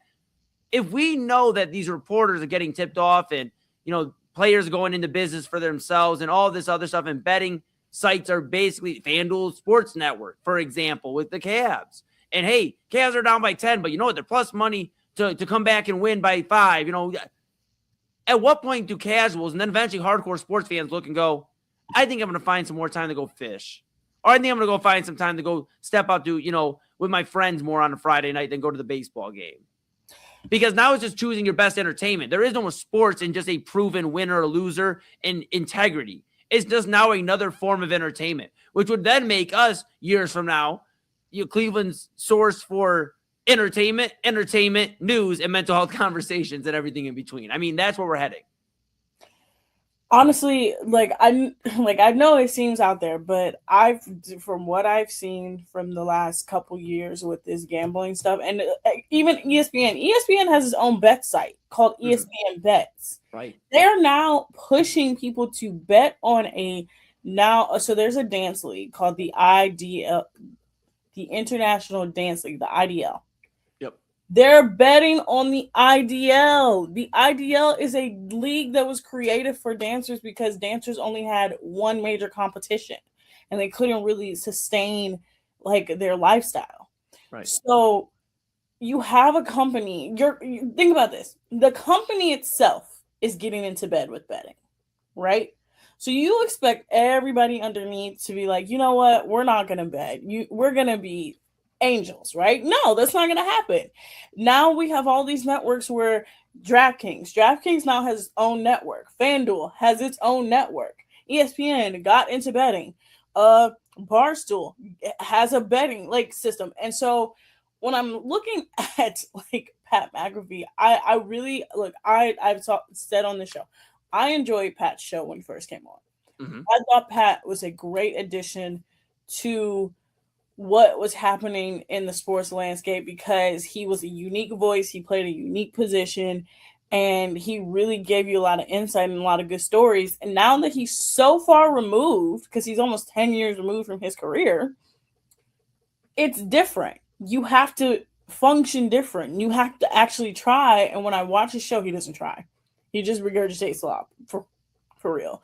And what made me so mad in this situation is I'm like, you're literally admitting to a federal crime on national television, and you're not going to get in trouble because nobody cares. Nobody cares. Yeah. I don't know if it's even, for me, it's about the talent or the discussion of the show. Because when it comes to shows, I think everybody has some people like Stephen A., some people like Pat McAfee, and that's just kind of the way. And some people like the in-between, the Mina Kimes of the world and the Dan Labatars. And there's something for everybody, I feel like, on that station if they want to choose, or that network. But the problem, I think, Autumn, is more so the integrity of sports. I think, and that's what it's coming down to. We talk all the time about boxing, why people fell out of love with boxing. It's because it felt like fights were being rigged. And, you're an 8 to 10 division champion across, or, 8 to 10 champion, weight class champion, but in 10 different promotions. And the constant, that fight didn't seem like it went that way. Were the cards this way? Or why did this go on? And then the Jake Paul stuff and everything else. We talked about this with boxing, and now it's becoming where it's almost like a body, right? Like if sports was a body and boxing was like the leg or the foot of this body, and it became infected. Now there's the question of integrity. And it's like, okay, well, we still got baseball, we still got football, we still got basketball, we got hockey, we got all this. We got a healthy body, and now it's infected the entire body. And now we're starting to get to the point where sports and the integrity as a whole, doesn't matter what sport you turn on, is being questioned because the first thing you find out is what the betting odds are. Soon as somebody announces they want to trade, the first thing that we find out within 5 minutes, if not sooner, is the best odds for him to go where in those next 5 destinations. And you can bet on them. Heck, I put a little 10-cent bets on, in from time to time. Over the weekend, there was LeBron to Philly odds about if LeBron would score 50 points in any game in Philadelphia or this or that. If he would hold up 10 points per game, every game of the season. I mean, just stuff that makes you wonder, like, okay, yes, betting is fun. I enjoy putting my 10-cent bets in and all that. That's fun. But it makes you wonder 2 things. Where's the integrity of the sports gone? Because now it's like, why would I go here when I can go elsewhere? And 2, now we're starting to play with people's money. And that's a real serious issue, that we're playing with people's money. Sure, Pat McAfee can assume to lose, rather afford to lose a big bet. If that wouldn't have worked out in his favor, he can afford to lose that, or some of these guys can afford that. Drake puts on a $3 million bet. He can afford that. Conor McGregor, the same thing. But the guy who's working at the steel mill and puts his overtime check on the same thing that Pat McAfee did and it doesn't hit, there's a bigger discussion about that type of stuff. And I think that's where we're starting to play with people's money. And that's where it gets into a dangerous game where sports are going to turn people off as a whole. So, yeah. Look, I'm going to tell you like this. I have fully taken myself out of sports betting after the Super Bowl 2 years ago, where I lost every single bet that I had and this is starting my ire towards the Kansas City Chiefs. I genuinely hate the team because they lost me. Literally, they lost me. They lost me so much money. But when we get back, that's not okay. First of all, Nate, I'm not playing with your heart. Don't do this to me. Today, we gotta move on from there. Yes. When we come back from the break, we'll actually keep talking about the Pat McAfee of it all because I have another question. Yeah. Are athletes bad at broadcasting? Are we in an oversaturation of athletes in broadcasting? Ruminate on that. When we come back, we'll talk about that. Also, just know, you guys, I make terrible decisions. Don't trust me with your money. I bet on the Kansas City Chiefs. It was so bad. I don't even want to talk about it. When we come back, we'll talk more about broadcasting and athletes in broadcasting. And I have a dilemma, and I want to talk to Eli about it. You guys are watching this here on the Inside Edge Network. We'll be right back. Key On Sports is the leader in Ohio high school athletic coverage in written, print, and video streaming. From the latest news and results and written content to the high school football game of the week every Friday, Key On Sports has you covered. The vision of 15-time published author Vince McKee has become the most trusted site in Ohio high school athletic news. From podcasts to player profiles, Key On Sports is your one-stop for all of it. Visit them today at keyonsports.com or on YouTube at Key On Sports. Check out their socials on Twitter and Facebook as well. Clean energy, bold flavors, and no jitters. See why people won't shut up about Dubby. Clean energy, no jitters or crash. Whether you're starting your workday or getting ready to exercise, Dubby Energy helps you lock in and focus. With over 15 flavors to choose from, you can't miss. Order Dubby Energy right now by using the QR code on your screen and use the promo code InsideEdge10 to receive 10% off your order. Dubby Energy, your energy-focused sponsor of the Inside Edge Network, Cleveland's digital leader. Discover our collection of body mists made with clean, minimal ingredients. Handcrafted with natural essential oils and clean ingredients, they offer a natural alternative to synthetic fragrances. Perfect for sensitive skin and those seeking clean, mindful self-care, and the perfect gift for you or your special someone. Courtesy of Alley Rose Fragrances. First-time customers, use that promo code InsideEdge20 to receive 20% off your order. AlleyRoseFragrances.com, a proud sponsor of the Inside Edge Network, Cleveland's digital leader. Whether searching for a baseball autographed by your favorite World Series slugger, a signed football by an iconic Hall of Famer, or the jersey of a world-famous soccer star, you've come to the right place. Here at SportsMemorabilia.com, the web's leading source of authentic sports memorabilia, you'll find more than 500,000 authentic products from nearly every professional sports league, team, and players.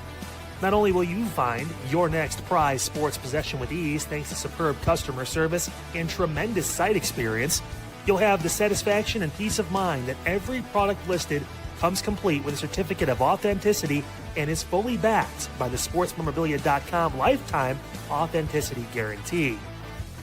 Go to sportsmemorabilia.com by using the QR code on your screen right now. Sportsmemorabilia.com, a proud sponsor of the Inside Edge Podcast Network, Cleveland's digital leader. Find us on InsideEdgeNetwork.com for the latest information on your favorite shows, personalities, and network partners. Plus, guess what? We have a merch shop. That's right, we have network polos, t-shirts, champion jackets, hats, and bottles. Rep the network. Every purchase supports independent sports and entertainment media. Use the QR code on your screen right now to check out InsideEdgeNetwork.com. That's InsideEdgeNetwork.com. Hey guys, awesome show on Unfiltered today. Got into a lot, including that situation involving the North Royalton City employee that was killed. Bond set at $15 million. We got more into the details about the issues that suspect had been experiencing with the city of North Royalton. Still no excuse, and obviously as more details come down, we'll give them to you here on Unfiltered. Also, hey, IKEA's coming to Northeast Ohio. There's a new slide park, a dry slide park in Parma. There's so much going on here in our great region. We talked about all that and more. Coming up tomorrow, the latest news and notes, and maybe a little bit on the Browns. Training camp opens, and Denzel Ward has a new deal. Does it really matter in the grand scheme of things here in Cleveland? We'll talk about that and much more coming up on Unfiltered, all along the Inside Edge Network. I will see you at 5 p.m. right here. 5, 4, 3,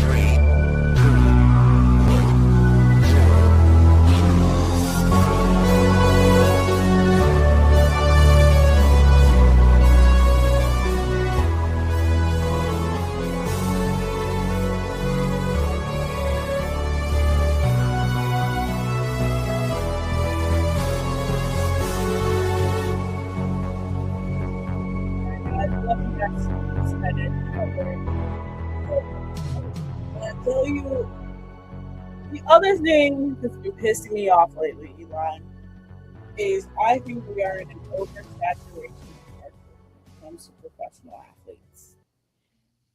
Every action has a reaction, right?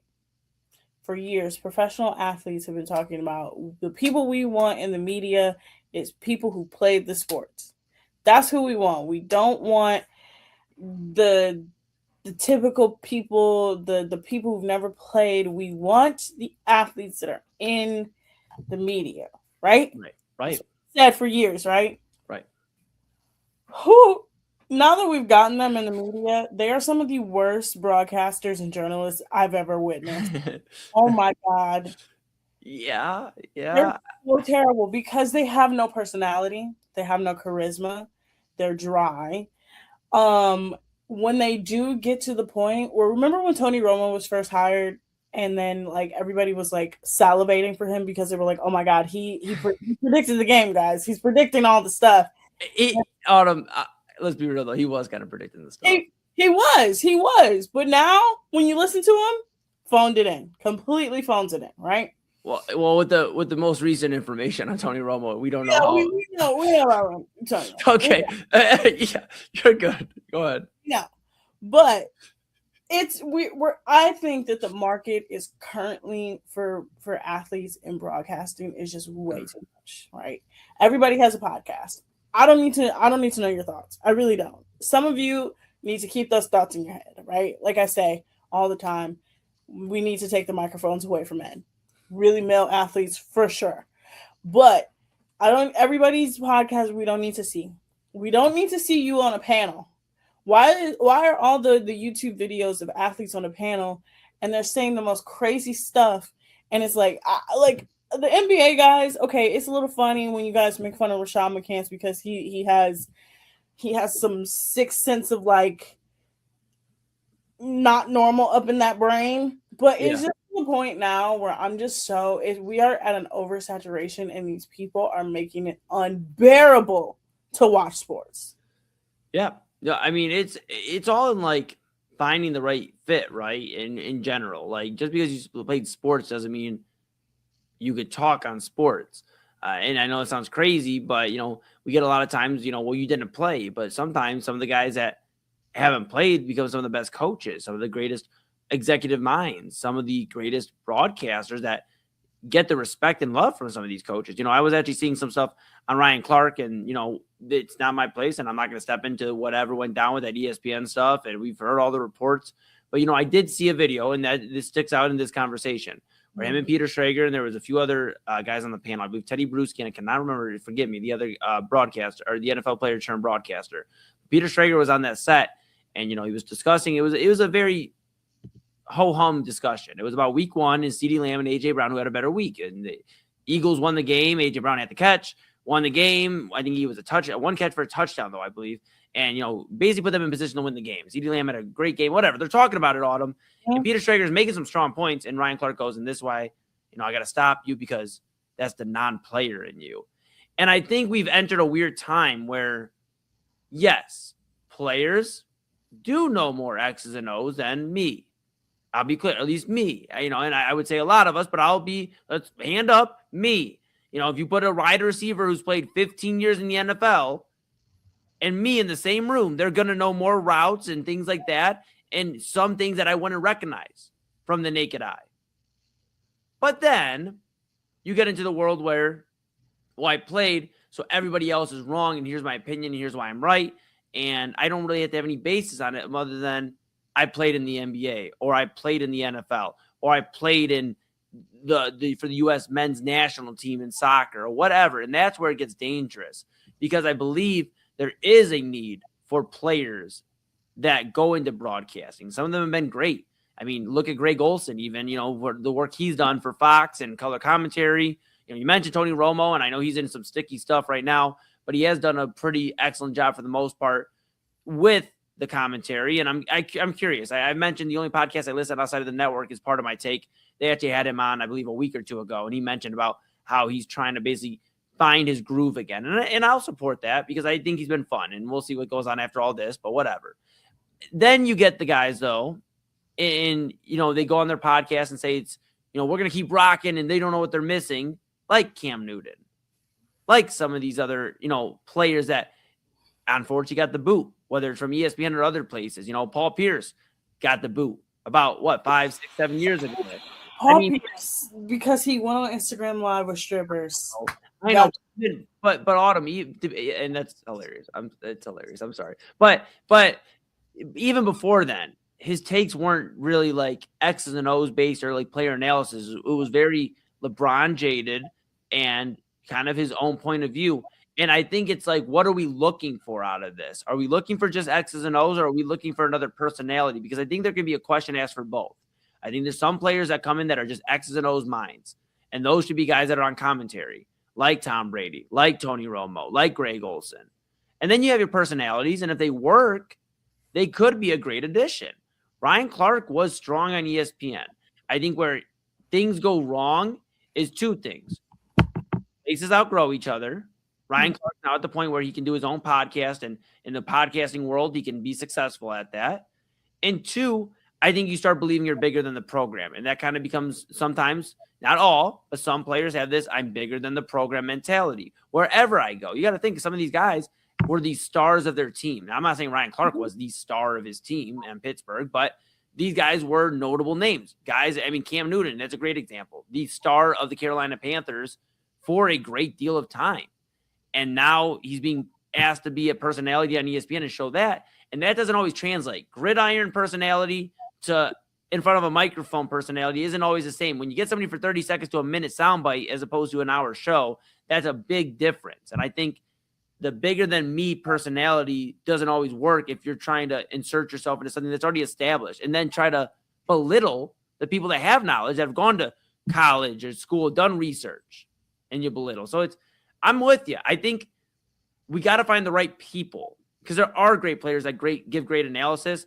But what happens is then they go, well, this guy just retired. This guy just retired. You got to have knowledge. Sometimes those guys just need to go fish or go spend some time with their families or go do something else. We craved, and I'll hand it back to you. I'm sorry I'm on a rant, but I'll hand it. Joe Thomas. They craved for Joe Thomas to be a commentary and all that on commentary. And he did a little bit of work, and he does every now and then with the NFL Network. But he spends time with his family and stuff. And if I wanted to hear from anybody out of all these players, he'd be at the top of the list. In my top 5 of guys I'd want to hear knowledge from. That's where I'm at with it. I just think we get into this sometimes too much of a good thing is a bad thing. And that's where we're at with all this. No, you're absolutely correct. I genuinely, when I think about I'm gonna give you the perfect example of where it works, right? Mhm. Inside the NBA is Yes. a perfect show where the athlete to commentator pipeline works, right? Because you have Shaq, who's very knowledgeable, but also has charisma and also does the work and puts in the work. You have Charles, who is a ridiculous person, but he also puts in the work and also has personality. Mhm. You have Kenny, and he's the straight man. He's the athlete that, you know, he was on 2 championship teams, but like he's not as out there as Shaq and Chuck. And then you have the broadcaster and Ernie. And that show works because everybody plays off of each other and everybody does the work, right? Mhm. When you have Cam Newton, every time he opens his mouth, I'm just like, boy, close it. Close it. Like it's just, I think we're just in a market when it comes to this athlete to broadcaster pipeline that is, for real, it is literally about to burst, because it's the same thing sort of with this gambling stuff. It's like people are about to check out. Like I can't keep hearing like crazy stuff. And look, I'm gonna tell you one person. I love Ryan Clark. I liked him when he was playing in the league. I liked him as a broadcaster. He has his faults too. His podcast, the Pivot podcast, I think it's good, but I think it's one of those things where it's like it's a little dated at this point, right? Mm-hmm. It's a little dated because this panel of athletes talking about stuff is just at a point where now everybody does it, right? Right. Look at Gilbert Arenas. He lost his entire podcast because his panel. Right. Yeah. You think about all this. The other thing that comes to my mind too, because this is a great discussion. The other thing that comes to my mind too is this is kind of unfortunately where we're at though, because a decade ago or so is really when this player to broadcaster thing became more prominent than it was even decades previously, and it pushed a lot of good broadcasters out. Mm-hmm. The money for all these companies, not just ESPN, but other companies as well, instead of being invested in a 10-year broadcaster that's been busting their ass for the network or whatever, you know, it went instead into their pocket, it went into the freshly retired guy or the guy that may be finishing out his NFL career and, you know, can spend some Sundays with us or some Saturday, whatever.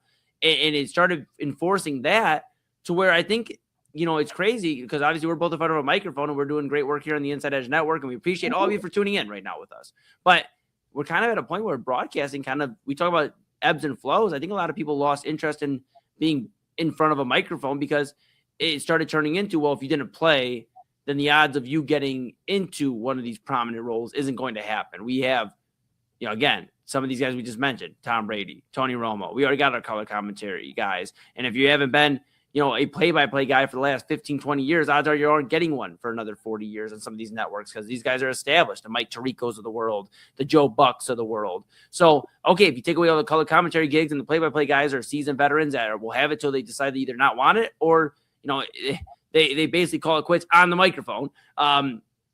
You're just not, there's not many openings. There's not many openings at that point. You're left to studio analysis and things like that. And those are being divvied up to the Cam Newtons of the world, the Ryan Clarks of the world, the Teddy Bruschi's of the world. The list goes on and on, right? I mean, Jason Kelsey spent time on ESPN. I think some of these guys have stuff to add, but I think it's also what made ESPN cool is, and these other networks, is having that dynamic. Okay, let's bring a player in and have a discussion. If he works well, we can keep bringing him back and maybe bring him on the network. But now it's players have taken over everywhere, and there's no other reasoning. And it's because, again, the player versus non-player, that's always going to be a discussion. Well, I didn't play, you know, or you didn't play, or whatever it is. And I've had those discussions. I've been in broadcasting 11 years, you know, on and off. Of course, so W gave me the call in 2025, you know, to start back up with the Inside Edge Network. But, you know, I remember I was doing a podcast, you know, and I'll leave names out of it. But a lot of times during that podcast was, well, you don't understand. That's from a non-player. You're in the stands. And I think that's kind of crushed a lot of broadcasters' hopes and dreams. I hate saying it, but why should they go to school and put 4 years into a broadcasting degree and things like that, journalism, when they're just being handed over to players? The only lane right now for a lot of people is writing. That's why you see a lot of writing nowadays in these quick pieces and these think pieces, because that's it. That's all you got. Even then, you have something like the Players Tribune, which Right. I think was a great thing in theory, but now I'm just sick of it because it's like, when I say I'm sick of it, I'm at a point where I'm like, I like the perspective of the athlete. I do, but I'm hearing way too much from you, right? Yeah. Athletes are supposed to be mysterious. I'm supposed to look at you on a screen. I'm supposed to be like, I want to look up to you. I shouldn't know as much as when I tell you we know way too much about certain people and way too much about certain athletes, I shouldn't know as much as I do about Tom Brady. I shouldn't know as much as I do about Aaron Rodgers. I definitely shouldn't know as much as I do about Travis Kelce. And I feel like with some of these guys, they're in the points of their careers where they're so focused on what happens after that they're not living in the moment. And when I say the bubble is going to burst, the bubble is going to burst. Like, and all of these athlete-based podcasts are going to start doing what Gil's Arena did. His whole podcast blew up, literally and figuratively, and now he's back at square one. Right. You have the Mookie Betts. He has his own podcast. You have Travis Kelce and Jason Kelce. They have their own podcast. You have Emmanuel Acho. He has his own podcast. Draymond Green. Draymond Green is in the middle of the season giving commentary, talking about Steve Kerr don't want to play me, and you're playing for Steve Kerr. Micah Parsons on that same note. Parsons. You got okay, but now there is certain athletes that I do like their podcast. Like, for example, Jeff Teague. Jeff Teague is probably one of the best podcasts out there. His Club 520 is one of the best podcasts out there because he will give you insight into the league, but he's not putting himself and being like, y'all couldn't be me. You know, this is what happened when I was in there. He's just telling you, yeah, this is what happens in the league. And he includes his friends and his brother who was also in the league. And it's just sort of like a playful banter. Like, if all the podcasts are like that and they're not trying to shove stuff down your throat, then I think I would be okay. Right. And now it's turning into not even players, but now Rich Paul and Max Kellerman, and they're basically that's ridiculous. They're basically we talk Love Island on here, but that was like our Love Island for sports fans for about a month, was tuning into the Rich Paul podcast and what does the whiteboard look like this time and who has he circled? And I mean, we're just entering a weird time where, and we see it all the time. I was actually talking with Papa Moon over the weekend. We had a big weekend, obviously Moon Bash, and Pops and I didn't get a ton to talk.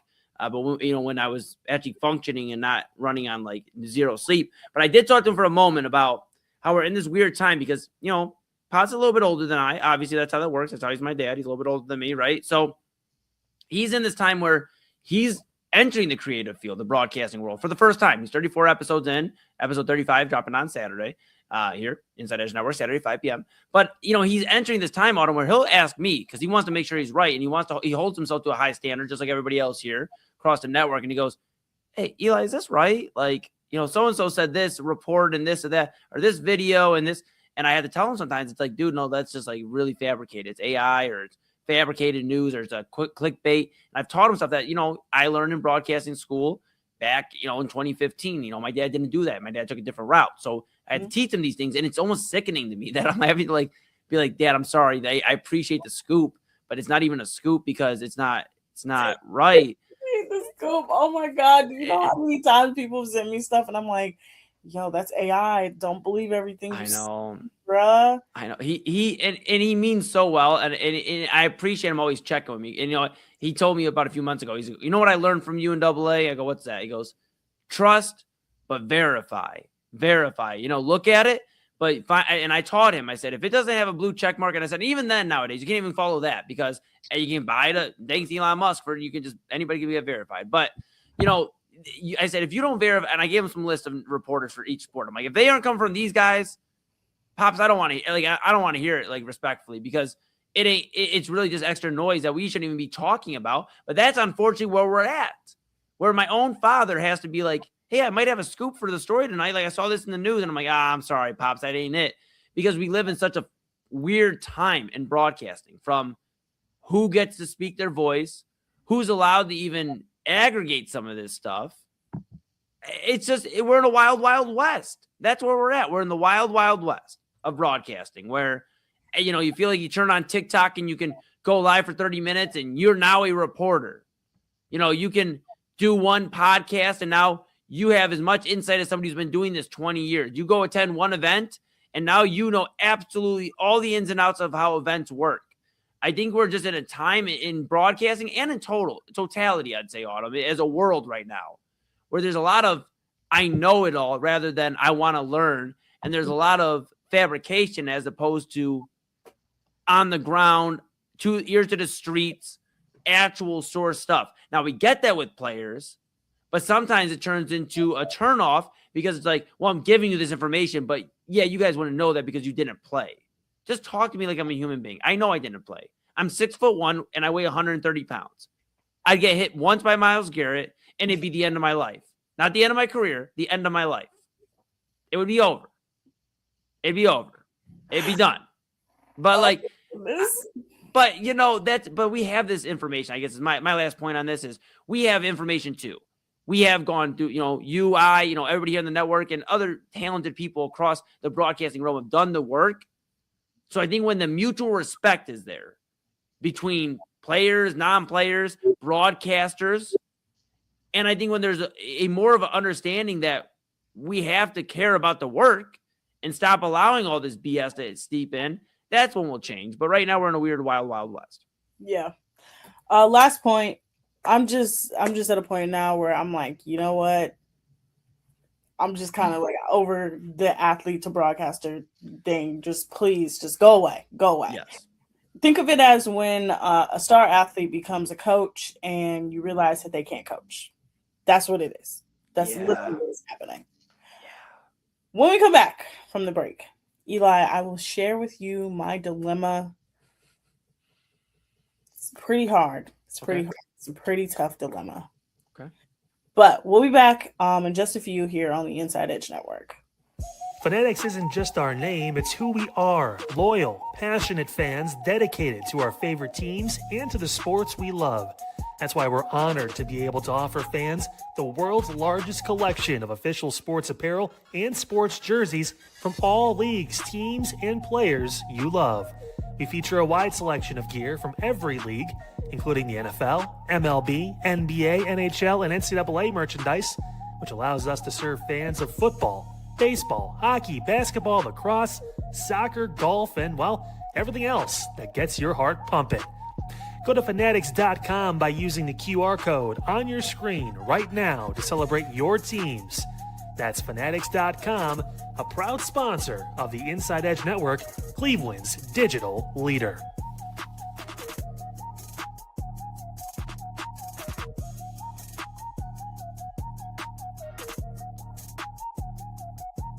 Small business owners are superheroes, but nowadays running your business means doing so inside your shop and on social media. That's why you should make Omega Video Marketing your sidekick. With a decade of content creation experience, I create dynamic, informative, and fun videos for your specific social needs that will increase brand awareness, get you more followers, and keep your social pages and websites current and fresh. I offer flexible pricing and turn times and will work with you to understand your brand and your story. All of that comes from the heart. My award-winning expertise is just the cherry on top. So let's get connected. After all, your brand is the alpha and my expertise is the omega. Discover our collection of handcrafted candles. That's right, every product is thoughtfully created in small batches free from harmful toxins for mindful everyday indulgence. Our candles are hand-poured in coconut soy wax with natural wood wicks, offering a long-lasting burn and rich fragrances. Create a cozy, safe ambiance for your home with candles from Alley Rose Fragrances. First-time customers use the promo code InsideEdge20 to receive 20% off your order. AlleyRoseFragrances.com, proud sponsor of the Inside Edge Podcast Network. Mosser Moments Photography is a husband and wife wedding photography team based in Cleveland, owned and operated by Inside Edge Network's very own Ryan Mosser and his wife Hallie. For the past 10 years, they've captured more than 100 weddings across Northeast Ohio and beyond, always working together as a true two-person team. Their style centers on authentic, emotional storytelling, documenting the real moments between two people in love and creating images that feel natural, comfortable, and true to the couple. Rooted in Northern Ohio but inspired by their travels, Ryan and Hallie bring a warm, personal approach to every wedding day. Their work blends experience, consistency, and a genuine passion for helping couples relive their best day through timeless photography. Learn more at monstermomentsphotography.com by using the QR code on your screen right now. monstermomentsphotography.com, a proud sponsor of the Inside Edge Network, Cleveland's digital leader.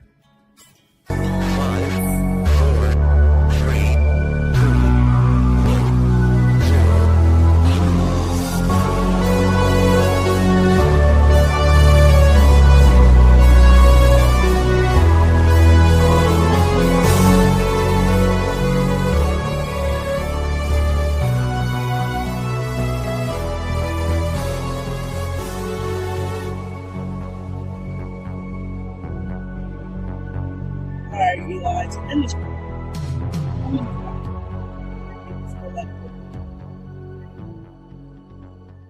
I don't know if you know this, but I have decided to foray back.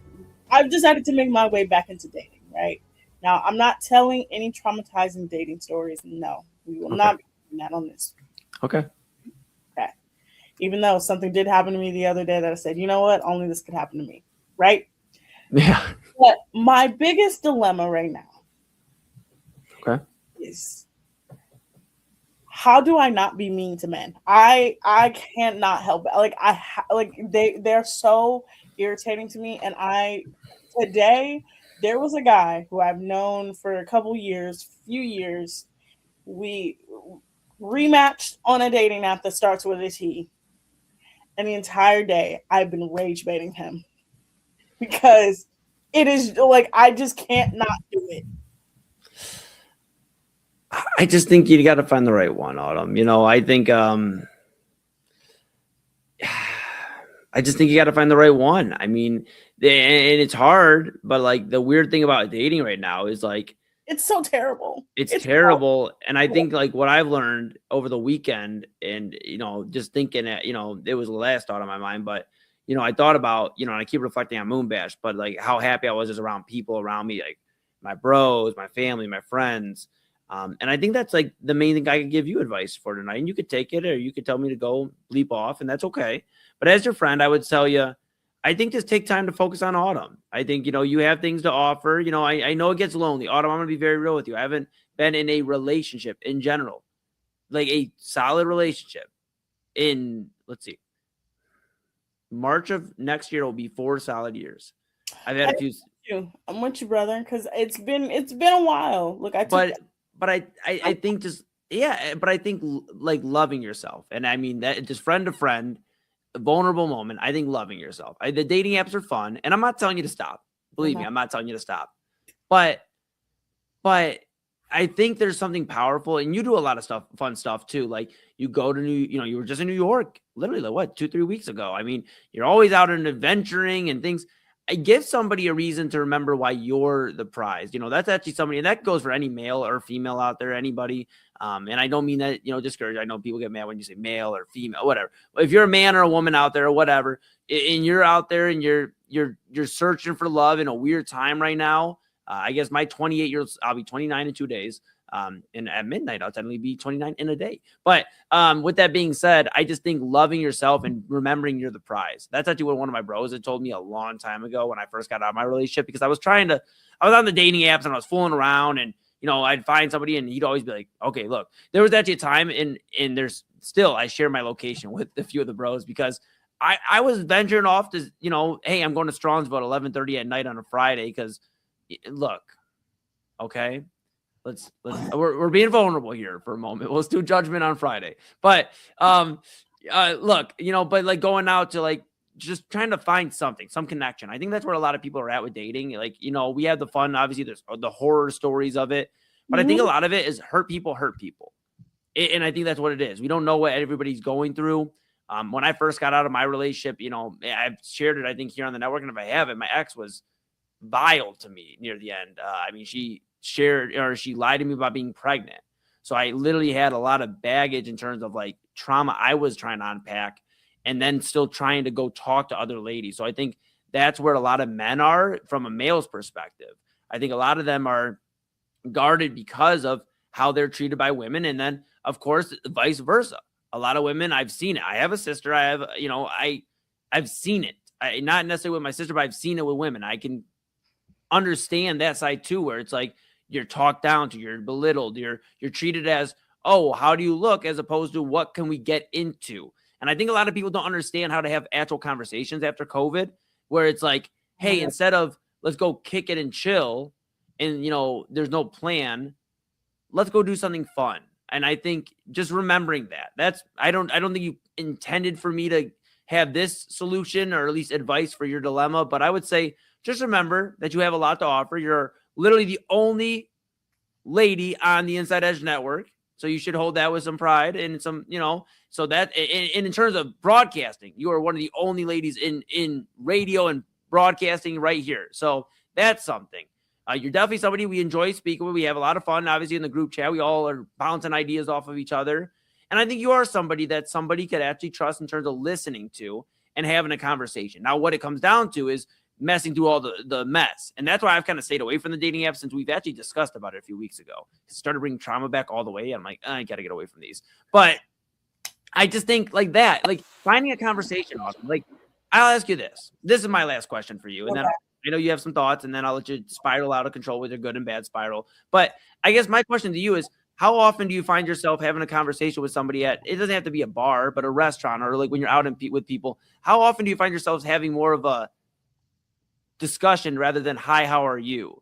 Because I've noticed that, and it may be more of a slow burn where you run into somebody that's at your favorite restaurant or your favorite bar or whatever, or wherever it is, and you just slow burn it. Sometimes those are the most beautiful connections, and they may not turn into your loved one in terms of somebody you date or whatever, but sometimes everything works out the way it's intended to.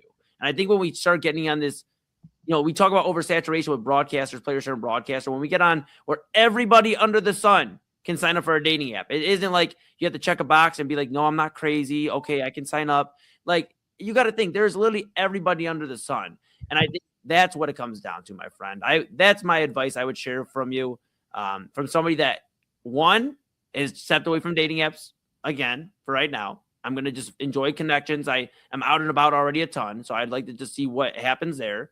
And two, I've also learned from, I guess, my parents, like, and people that are a little bit older, where it's like, back in the day, Autumn, like and I say, and Chad will be so pissed when he hears this back, but back in the day in the 80s and like 90s, like, like, Chad is going to be highly pissed. He's going to be highly pissed off. I'll probably get a text in 2 seconds here. But you didn't have like as much social media in these dating apps. You had to go out and meet people. You had to, like, my dad had to call my mom's house and be like, is so-and-so, is my mom asking for like my mom, giving her name. I won't give her name over the air, but is she available? And having to get the phone handed off to talk with her. I mean, like, that's like, it's just not the same anymore. So I think, I'm searching for whatever's left of a real love or connection in a world where it's so artificial. That's my story. Look, I'm in a place now where, look, I'm 31, right? 31. All my friends are in serious relationships, or getting married, or getting engaged, or having kids, right? And I took the last, I'm going to say, about 3.5 to almost 4 years to really say, I had an experience that made me say, you know what, I need to take a step back, right? It's actually been 4 years. It's been almost 4 years now, to where I literally had to take a step back, and I was not on dating apps. I deleted them from my phone. This is the longest I've had dating apps on my phone, literally in probably almost 10 years, right? Yeah. But I'm at a point with dating that it's just not fun anymore, right? The reason why I took a step back is because it's not fun, right? When I say I can't help it, it's just like things, like if you say certain things to me, like I'm just like at a point where it's like I can't even play anymore. Like the other day I was watching a video that was like, this girl was like, dating's not even fun anymore because you know how like men used to love bomb, like they used to love bomb so well that I believed it, right? They can't even do that well anymore, right? I can't even believe the love bombing. I'm like, you just like, your presence irritates me. So when I'm saying I have a dilemma of like not being mean to men, I don't really necessarily want them to like me at this point, right? You're right. I'm at a point now where it's like, I just want you to have a common sense conversation, even in public, when maybe I'll get approached somewhere. If you come at me with the energy of I'm a creep, I'm not going to give you the energy of like, oh my God, I really want to talk to you. No, you're giving me the vibe that you're a creep. Right. That's mostly the vibes I get from people. Yeah, and I think it's also too, like, to be honest with you, like I said, I have some very smart people around me that have given me a lot of knowledge in terms of stuff like this. You attract, things that, and I'm not saying you attract this, but what I'm saying is like all your decision, like your like we know this, but lifestyle choices and what we put our time into will attract what is meant for us. Mm-hmm. And when we steer away from the path, and I do believe sometimes these dating apps, like, again, I know they can be fun at times, and sometimes you find somebody that, it was cool, and maybe it turns into something. And I know there's some stories out there where they become, hopeless romantics and they get married and now they're here 10 years later. I get that. But a lot of times it's really a distractor because, again, anybody can get on here. Everybody's more so looking for just a quick conversation, trying to meet in person, and we know what happens after that, right? Let's just be real. Like, we're adults. We know what the intention of most of these people are on these dating apps. But I think, Autumn, like, truthfully, focusing on like what you bring, because you bring a lot to the table as your friend. You bring a lot to the table, and I think you should take some time to focus on Autumn, because clearly you're frustrated with the dating apps. Clearly, you're frustrated with the cat calling, and that's sickening. I'm gonna be real. That stuff's sickening, and I'm saying that from a male perspective. That stuff is, and when I see people doing it, I cringe, and I'm like 10 steps away, and it's like, ooh. But you just put some time into yourself, friend. You know what? Go do your spa day and turn and delete the dating app, and you know what? And just forget, because here's what's gonna happen: is people are gonna look. You have Nate in the comments every night, okay? And maybe it's not Nate. But you have somebody out there that is going to see some value in you, the person, and not just what they can do in terms of discussing, okay, how do I get over to her house? Like, and I'm sorry to be so brutal about it, but that's really what it turns into. No, that's literally the problem, because outside of the dating apps, I'm like, okay, when I tell you, Eli, when I say this is the most, being on this show is the most I've ever been on a dating app in a very long time, right? Right. But sometimes you need to just get a good laugh, right? I am now at the place where, like I said, all my friends, we're all in our 30s. We're all progressing towards that moment of like, hey, we're at a serious point. I'm now at a point where people who I know are married are liking my photos and trying to message me. And that's the other part, is that we now have the married people trying to infiltrate the dating world. And it's like, stay over there. I had to literally make 2 videos over the weekend. One was about, if you're married, please stop liking my photos. The other one was that I had to implement a rule of, if we are having a conversation, and 20 seconds into the conversation, you send me an inappropriate picture, I will block you immediately. I had to delete and block somebody this weekend because we were 5 minutes into the conversation. I said, hey, hello, how's your Saturday? And then 2 seconds later, I open my phone and I should not see a man's appendage. I mean, it's like I said, honestly, Autumn, you don't deserve to see that. This is just, unfortunately, how toxic dating has got from 2 people that are single. I would just share the advice. You know what? You should get out into the community more. You should get out to these events, and don't go into with the intention. I'm an awkward soul that just is terrified of people, and I cannot go. Like, when I say being in public gives me hives, it gives me hives. I have to like time myself on how long I'm in public for. Yeah. Like, what was it? It was like New York literally was like I was genuinely like, oh my God, this is the most uncomfortable I've ever been. But I had to do it because But doing the things you love to do will attract what's meant for you, is what I'll leave with. I'm going to let you get into your good and bad spiral here. I know Double A's brewing the coffee up. I see him working very diligently hard. Yeah, we see him working diligently on his crazy coffee. And I've seen the video that he sent us. Yeah. Crazy video. Best video. So good spiral of the day. good spiral is anything Spider-Man related. Spider-Man coming out this weekend. Yeah. We've gotten a couple spoilers, but it has a 90% rating on Rotten Tomatoes. It is the only Spider-Man movie where all 4 movies are in at least a 90% rating on Rotten Tomatoes. This is the animated version, right? This is like the animated, like a run with the live action one. It's the Tom Holland one. Oh, okay. All right, I'm gonna spiral. Bad spiral.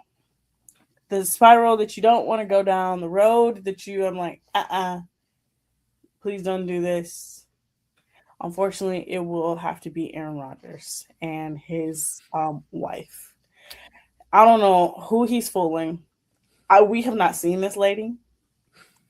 He keeps saying this lady her name is Brittany with an I. She just doesn't want to be in the public. Do you know how? Look, I've done my fair share of research on women who marry professional athletes. Yeah. You're dating or marrying a man who is at one point the most famous professional athlete in this country, and you just say, I don't want to be in the public. Bull. Yeah. Aaron Rodgers and his fake wife can get out of here. Don't go down that rabbit hole. He's all kind of crazy. Crazy. I'll give it to him. But yeah, that's my bad spiral. Don't even interact with the video of him saying that my wife is the reason why I came back because I wanted to play for Mike McCarthy. Don't give into it. He's lying, people. But he met his family again over the past weekend. He got the. All right, Autumn. I'm gonna switch to studios. All right, that's all. Yeah, you heard Autumn. You heard Autumn. I'll just shut the fuck up. All right. Tomorrow, because you'll be off. So double. Yeah. And I will be on tomorrow at 10:00. So at 10:00, people, you will not see Eli's face. He will get a much needed day of rest. I appreciate that. Rest, people. I'm trying. Something, honestly, tomorrow we probably will go back to Love Island because right as we will be on the show, Watch What Happens Live will be airing, and it'll be the first joint interview between the top 2. So we'll talk about that while we're on air. We'll probably talk about a host of other things, a host of crazy things that Double A wants to talk about. But I will see you guys tomorrow. Actually, you know what? Pull Double A up. I sure will. Absolutely. It gives me a minute to get situated here. You go ahead. Say hi to the guy. Hi, Double A. Hi, Autumn. What's up? I'm tired. I'm dragging. My mic doesn't work, so now I got to get a new mic. My contacts is dry. I got people sending me inappropriate photos 20 seconds in. I got a man telling me, I thought you liked me. If I didn't, telling me I wasn't interested in him. And I said, we literally spent an entire afternoon together. What do you mean I'm not interested in you? How's your day? Double A? How's your day with, that one lady? She was not there today. So I'll give you a follow-up tomorrow if she showed up. I told you I will not let one bad experience impact my fitness journey. That's right. I told you. That's it will not happen. Mm-hmm. But that really bothered me yesterday. I'm not going to hold you. That really bothered me. I can tell when you were like, yeah, I saw her. And she just was there. I'm like, oh, yeah, okay. Just her presence, because this is, you know what? This is probably where the, you hope you don't run into the dating field in the same gym, same church, same workplace. I get it now. I understand. I get it because, that woman knows what she did. That woman knew exactly what she did. Yeah. Especially, and here's the thing: coming off of the weekend I just had, that was a test. I'm like, that was a true test. I'm like, Well, I'll tell you this. This is my last point. I'll let Autumn say goodbye to the audience, and we'll get into, of course, Midnight Run. No, I have one final question for Autumn after you Perfect. go. Okay, that'll be very quick. All I'll say is really what completely stopped me from all the dating apps and everything is I was like, all right, I obviously had like a little situationship for a week or two after, not right after, but after, I got out of my relationship, I was like, all right, test the field again. You know what? Go back to the drawing board. This is the girl I talked to before in the past. We haven't talked in a while. It's okay. So, we linked up, we had a good time, whatever. And then it didn't work out after, whatever. But I'm like, you know what? We ended cordially. So I'm going to reach out to her on Facebook. I sent her the friend request because we had deleted each other. She accepts it in like 10 minutes. I'm like, oh, I'm in there. I am in there like swimwear. Now, when I mean that, folks, I don't mean I'm just going to go out and ask her to boom room it. I'm going to ask her to, let's go have a conversation. Like we just talked, Autumn and I, we talked about having dialogue, conversation, finding out what they like. Okay, that's what we're going to do. And I reach out, we're checking out how she's been. She's like, oh, good. How are you? You know, we're discussing. I go, what's been new? She goes, oh, we just got the house, you know, so I got everything I want. The man, the dog, the house. And yeah, she said the man. So she's a little bit further. Autumn, we were just talking about, we're getting into our 30s. I'll be 29 here in about a day. That was the end. That was when I locked in. I said, I gotta lock in on me, man. I gotta lock in on me. Like that's where I'm at. Double A, back to you. So, Autumn, question for you. Who do you think had a worse day? Guardians fans watching Gavin Williams handle business with record strikeouts, what he did today in game 2 of the doubleheader, and then our offense looking like they have seemingly my entire life, consistently trash. I'm like, okay. Or the person who went to Popeyes and allegedly found a fried condom in his chicken. Oh my. I think because if I found a fried condom in my chicken, it would be that person. The Guardians their offense has struggled mightily for a very long time. But if I went to Popeye's Chicken and I had my mouth set on some chicken, I had my mouth set on a nice 3-piece with a biscuit and a side of mashed potatoes. Okay, Autumn, chill. I'm getting hungry. Okay. If I bit into my chicken thigh, my chicken breast, my wing, whatever, and I pull something out and it's a fried condom, I will own that Popeyes by the end of the week. Yeah, I believe her. I believe her too. Now, that Popeyes will be under my jurisdiction. Now, I know typically when people watch this show, people think I make up stories sometimes. This is not a made-up story. No. We got video we're going to play for you. We have reaction from a Houston Popeyes. A victim allegedly found a condom fried in his chicken from Popeyes. Why did you say it so serious? A victim. This is breaking news. Is that what piece was it? Was it a thigh? Was it a breast? Was it a wing? Was it We have video to answer that question coming up next. I will see you guys tomorrow.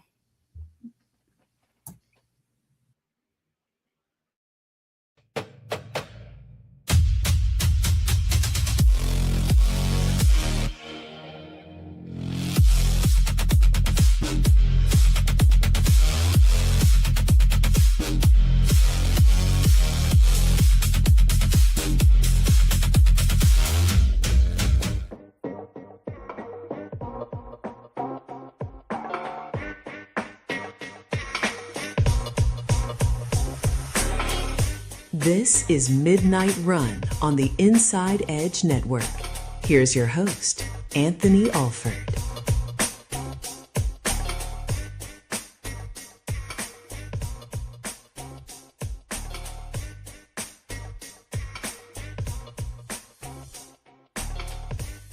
Do you remember how you felt the night before a field trip? The night before you was excited, ready to go to the end of the year field trip, and you could not sleep. You couldn't rest. Somehow, some way, out of all the days, it seemed like time was not moving whatsoever. I felt that way tonight.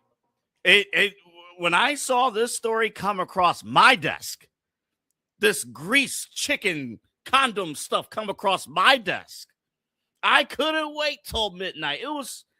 Eli had just started his show, and I almost wanted to kick him off the air because I was so excited for this story right here. We're going to get to it in 30 seconds. First, welcome to Midnight Run. Glad you're with us. My name's Anthony Alford. Great to have you along. Thank you for tuning in and watching. Remember to like and subscribe at Inside Edge Net across all of our social media platforms. If you're watching us on YouTube, there's a notification bell underneath this video. Click on that bad boy. We greatly appreciate your support. Also, our website, InsideEdgeNetwork.com. Find all of our merch, our show schedules, show personality profiles, and information about our incredible sponsors. And Inside Edge Network on Roku. So search Inside Edge Network on Roku, and, we go from there. All right, folks. It's time to talk about it. Now, we got 2 parts that we have to play for you. We'll play these separately here. And it might go, I'm going to play, we'll play it in order here. So I'm going to play the reaction video first. And then the second part, you'll actually see the chicken. So in Houston, sometimes you see these stories, you're like, wait a minute. There's no way this is a real story. There's no way. But yes, this is a real story. This happened. This is what it is. So a man ordered Popeyes like normal. I should say like normal. Maybe it was a one-time appearance, whatever. And he opened up his Popeyes. He's opening up the chicken. And we'll answer Autumn's question here shortly. He opens up the chicken. And he pulls something out of the chicken, and it's a little stretchy. And it's not the meat. It's a little stretchy. And allegedly, and we're going to be careful here, allegedly, this young man discovered a condom that was fried into the chicken from Popeyes. We have reaction. A couple of activists, we'll tell you who they are here shortly. A couple of activists got word of this story down in Houston. Here's what happened when they, it was actually like a 20-minute video. We cut it down to like a minute and a half. Here's what happened while they were inside confronting the manager of Popeyes in Houston. Call the GM, need to call the owner, need to call corporate. He even had to go brothers to the and sisters. emergency room behind Be careful what you eat in this Popeyes. I would not be ordering none of this damn chicken. The chicken is coming with used condoms in it. The chicken had used condoms in it. Don't you order none of that chicken. Get your money back. My concern is if you eat this chicken, you might want to decide if you want to swallow or spit. Yeah. But that's how sick and nasty it is eating this damn Popeyes. The boy went to the emergency room. We got everything. Police report, everything. Y'all better go to another Popeyes chicken. So if you they choking chickens in here. If you like eating chicken with condoms in it, step right on up and get your 2-piece for special. Make sure you get a Trojan special. Step right on up. And they thought it was funny. Matter of fact, we'll show you the video. Where's that video? I got it right here. Y'all come take a look at the video. Come look at it. All you customers. He's got to break it out. Look at it. Look. Condom in the chicken. Look. Look at this nasty, filthy shit. Look at this. You don't know whose DNA you chewing on in Popeyes today. Look at this sickness. Look at it. Show them. Look at this. Y'all better get y'all money back. Look at this. You can tell the condom was fried and cooked in the chicken. Look at this. So I'm wondering if it's lifestyle. This is crazy. Take a look at this. Look at this. Back, sister. Over here don't get the chicken. freaky? Somebody's in the back doggy style of the chicken. They doing some freaky stuff. Need to be careful getting this chicken up here. They doing more than choking chicken. They punking chicken. Popping it up.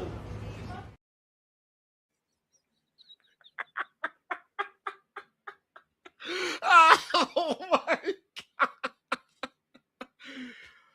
Oh, man.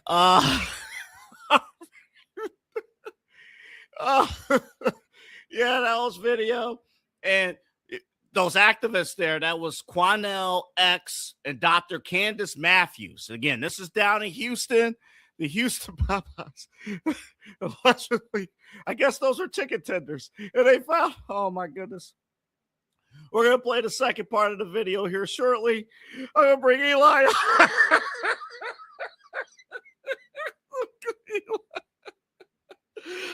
Oh my God. Eli, you're not running from this story, buddy. Come on in. Double A. Activists at the Popeyes. Activists, Quanell X and Dr. Candace Matthews pulled up, and this is according to Shannon Sharp's burner account. Shannon's Sharp's burner parody account. Quanell X and Dr. Candace Matthews pulled up to a Houston, Texas Popeyes chicken after a customer had found a used condom inside of his chicken. And the quote here says, "Be careful about what you eat in this Popeyes because we don't know what freak is back there doggy style in the chicken."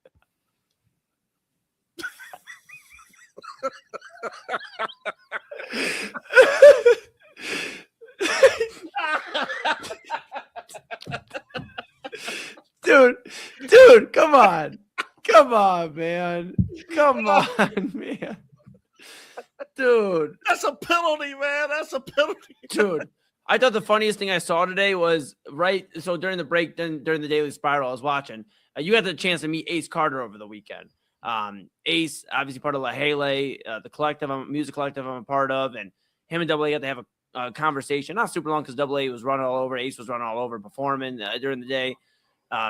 Ace was on Instagram posting earlier today that he was ordering Invisible Whoppers. He actually ordered Invisible Whoppers, and he said instead of Impossible Whoppers, and he was hoping that when they ran him his food that it wasn't invisible. And he asked the guy, he goes, "This isn't invisible. Please tell me you gave me some Whoppers." And they were having a laugh. I thought that'd be the funniest fast food story I saw today. I don't know if this is funny necessarily, but just this is dead wrong. And I'm glad the victim, who, by the way, I don't think you saw it in that cut of the video, but the victim was there with Quanell X and Dr. Candace Matthews. Double A. It's dead wrong, but the whole thing around it is what I'm saying is hilarious. Listen, I'd be pissed as fuck too. Excuse my language. But if that happened to me, this guy, I completely understand. That's dead wrong. Dead wrong. But this looks like a scene out of like a sitcom. This is like some Family Guy or like the Cleveland show. Like Cleveland Brown has this happen to him. And then the next day, this is like if Peter Griffin had his bar in Quahog, gave him the wrong drink and got him sick. I mean, like, this is some sitcom shit, bro. Like, hey, I've been a broadcaster for over a decade, and there are very few clips that I have come across that play where every single line in the clip is quotable.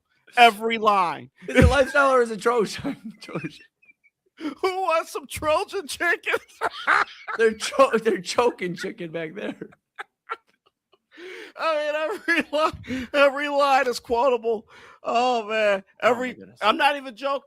Let's play cut one again. Play the first like 20 seconds. Just play the first 20. Call the GM. Need to call the owner. Need to call corporate. He even had to go brothers to the and sisters. emergency room Be behind careful him. what you eat in this Popeyes. I would not be ordering none of this damn The chicken is coming with used condoms. The chicken had used condoms in it. Don't you order none of that chicken. Get your money back. My concern is if you eat this chicken, you might want to decide if you want to swallow or spit. Yeah. But that's how sick and nasty it is eating this damn Popeyes. The boy. You might want to decide if you want to swallow or spit. What? Oh man. You want it unhinged, folks. Here it is. So the gentleman on the right, that's the victim. That's the one who you saw in the video opening up the chicken. Pulled. Oh, my bad, guys. Viewers' discretion is advised with this segment. Yeah. Oh no. I mean, damn, if you're up at 12:20, I mean, what the hell do you expect? Yeah. So the victim's in the video. This is like, real quick, this is like your Bosnia. He's the one who pulled the condom out, allegedly the condom out of his chicken. Go ahead, Double A. No, you're okay. I'm sorry to interrupt, but this is like, back to the viewer discretion, this is like almost as bad as your Bosnia clip.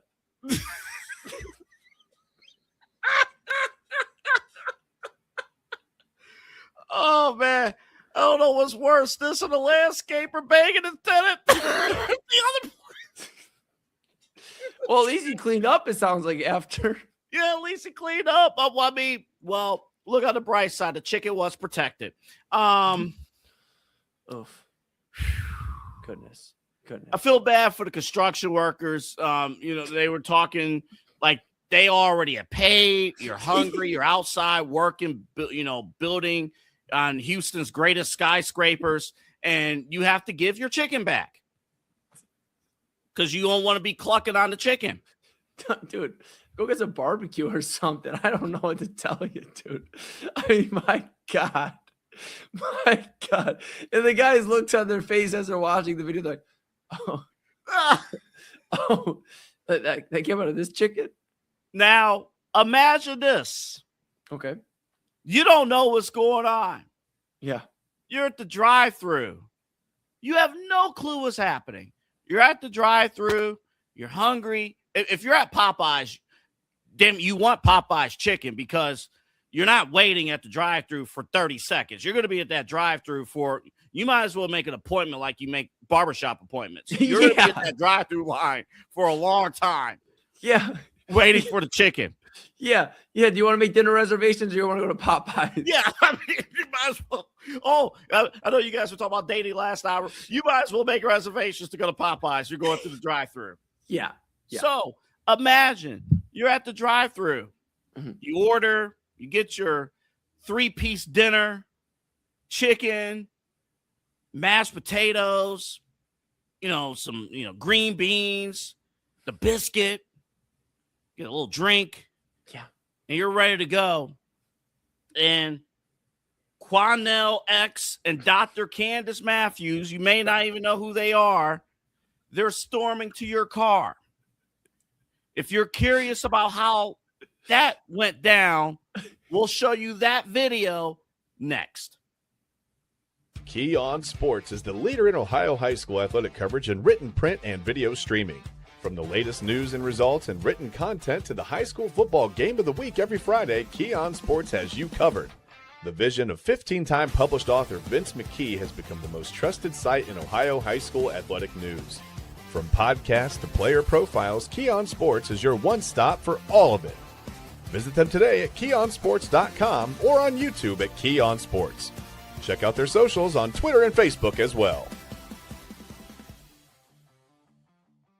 Clean energy, bold flavors, and no jitters. See why people won't shut up about Dubby. Clean energy, no jitters or crash. Whether you're starting your workday or getting ready to exercise, Dubby Energy helps you lock in and focus. With over 15 flavors to choose from, you can't miss. Order Dubby Energy right now by using the QR code on your screen and use the promo code InsideEdge10 to receive 10% off your order. Dubby Energy, your energy-focused sponsor of the Inside Edge Network, Cleveland's digital leader. Discover our collection of body mists made with clean, minimal ingredients. Handcrafted with natural essential oils and clean ingredients, they offer a natural alternative to synthetic fragrances. Perfect for sensitive skin and those seeking clean, mindful self-care, and the perfect gift for you or your special someone. Courtesy of Alley Rose Fragrances. First-time customers, use that promo code InsideEdge20 to receive 20% off your order. AlleyRoseFragrances.com, a proud sponsor of the Inside Edge Network, Cleveland's digital leader. Whether searching for a baseball autographed by your favorite World Series slugger, a signed football by an iconic Hall of Famer, or the jersey of a world-famous soccer star, you've come to the right place. Here at SportsMemorabilia.com, the web's leading source of authentic sports memorabilia, you'll find more than 500,000 authentic products from nearly every professional sports league, team, and players.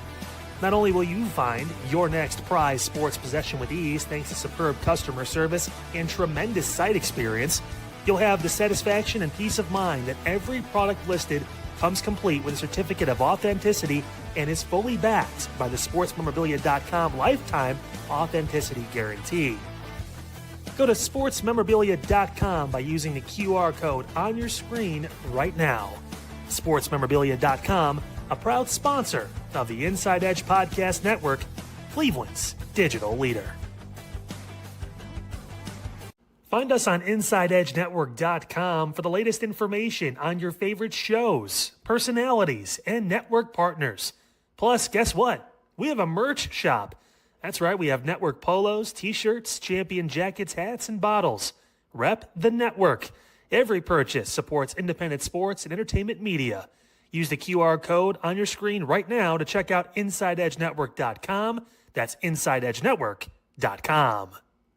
Hey guys, awesome show on Unfiltered today. Got into a lot, including that situation involving the North Royalton City employee that was killed. Bond set at $15 million. We got more into the details about the issues that suspect had been experiencing with the city of North Royalton. Still no excuse, and obviously as more details come down, we'll give them to you here on Unfiltered. Also, hey, IKEA's coming to Northeast Ohio. There's a new slide park, a dry slide park in Parma. There's so much going on here in our great region. We talked about all that and more. Coming up tomorrow, the latest news and notes, and maybe a little bit on the Browns. Training camp opens, and Denzel Ward has a new deal. Does it really matter in the grand scheme of things here in Cleveland? We'll talk about that and much more coming up on Unfiltered, all along the Inside Edge Network. I will see you at 5 p.m. right here.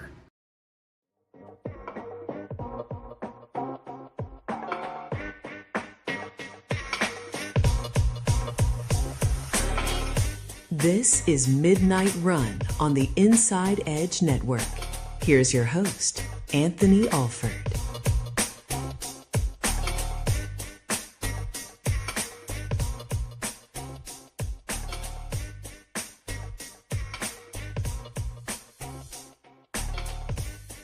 All right, folks, welcome back. Welcome back to Midnight Run.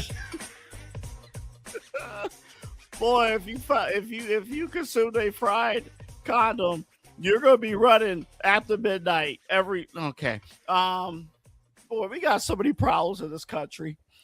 Explosive diarrhea. You would think the lettuce, all the cause of it is lettuce. I don't think lettuce is the cause of explosive diarrhea, folks. All right. If you're just joining us, we are recapping a story out of Houston.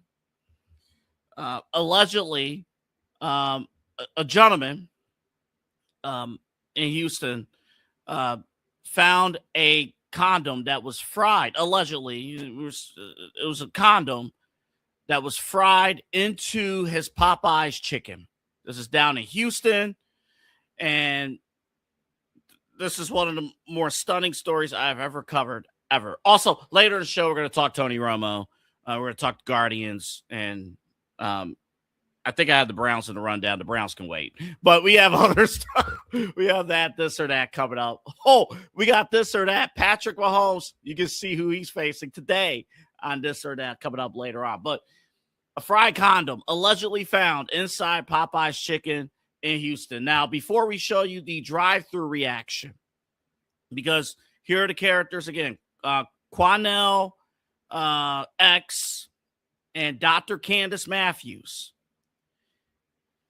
They got word of what happened. The victim had to go to the emergency room to make sure he was good, because, and after consuming after consuming parts of the chicken.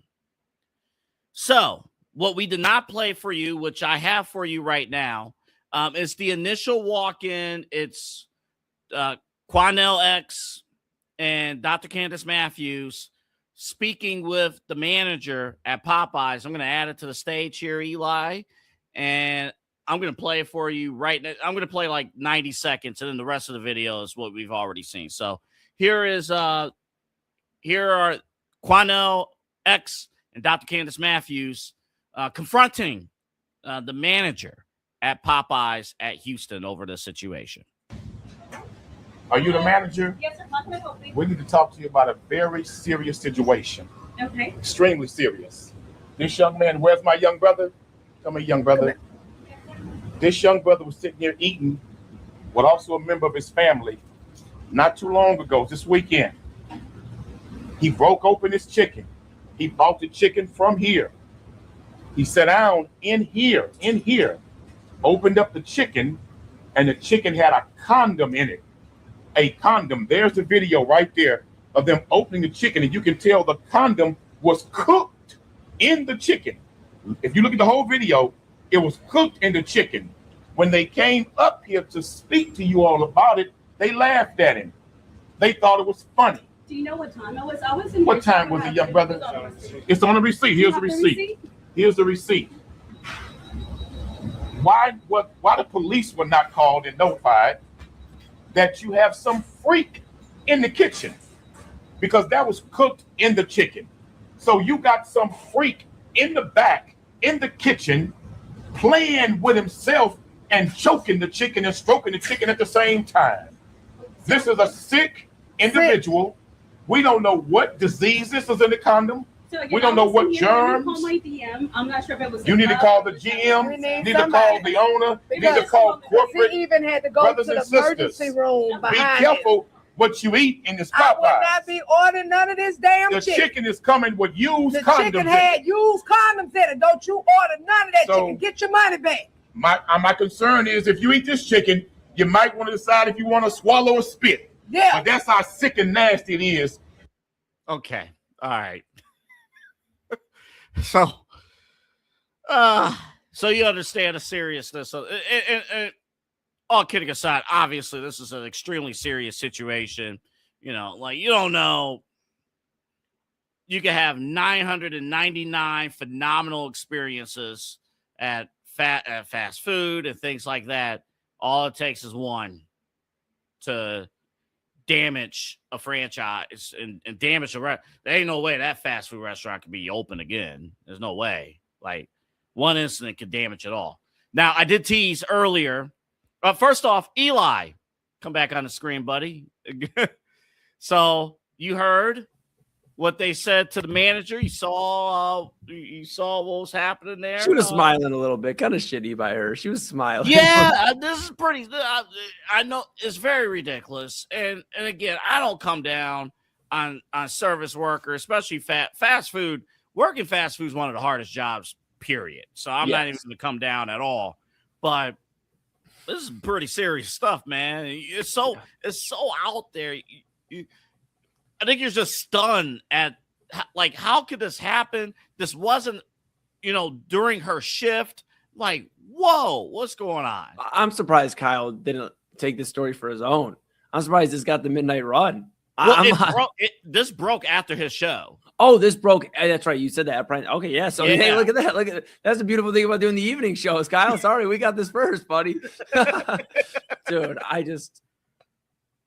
we're 33 minutes in, and I still don't know what the fuck is going on with this. So we're sitting here dumbfounded, and I'm presenting Eli with this story for the first time on the show. Imagine you're at the drive-thru, and again, you're at the drive-thru at Popeyes. 7-piece dinner. I upped it. 7-piece spicy chicken dinner, mashed potatoes, loads of biscuits, fries. They got great fries, by the way. They do. They just don't find a condom in them. A little silky. Oh no. So is this French silk? Is this a French silk fry? I did not want the dry rub here. Yeah. That was an option. Yeah. No. We wanted this protection free. We hope you ordered the protection plan. From a fast food restaurant? I thought that was cell phones. And these two, Quinell X and Dr. Candace Matthews, I believe the video is from there. I've seen this video. I know typically we cite the videos where they come. I've seen 2,000 different variations of this video. I honestly do not know who gets proper credit. I apologize. But they're in it. So if you're watching this and you're like, wait a minute, where's my credit? Let us know. We'll give you credit. These two come out to your car. Yeah. While you're waiting. You have no clue any of this is happening inside the restaurant. Let's play what happened. This is Popeyes L2. Take a look.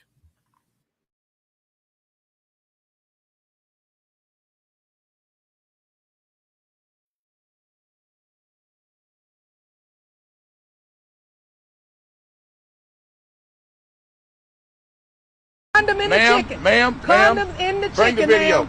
Ma'am, Condoms in the chicken. the young man discovered a fried condom in his chicken And he this had to go to the weekend. emergency room. A fried condom inside the chicken. Get your money back. The chicken that you eating, be very careful. You don't know what you might be consuming. That's right. Look at this freak.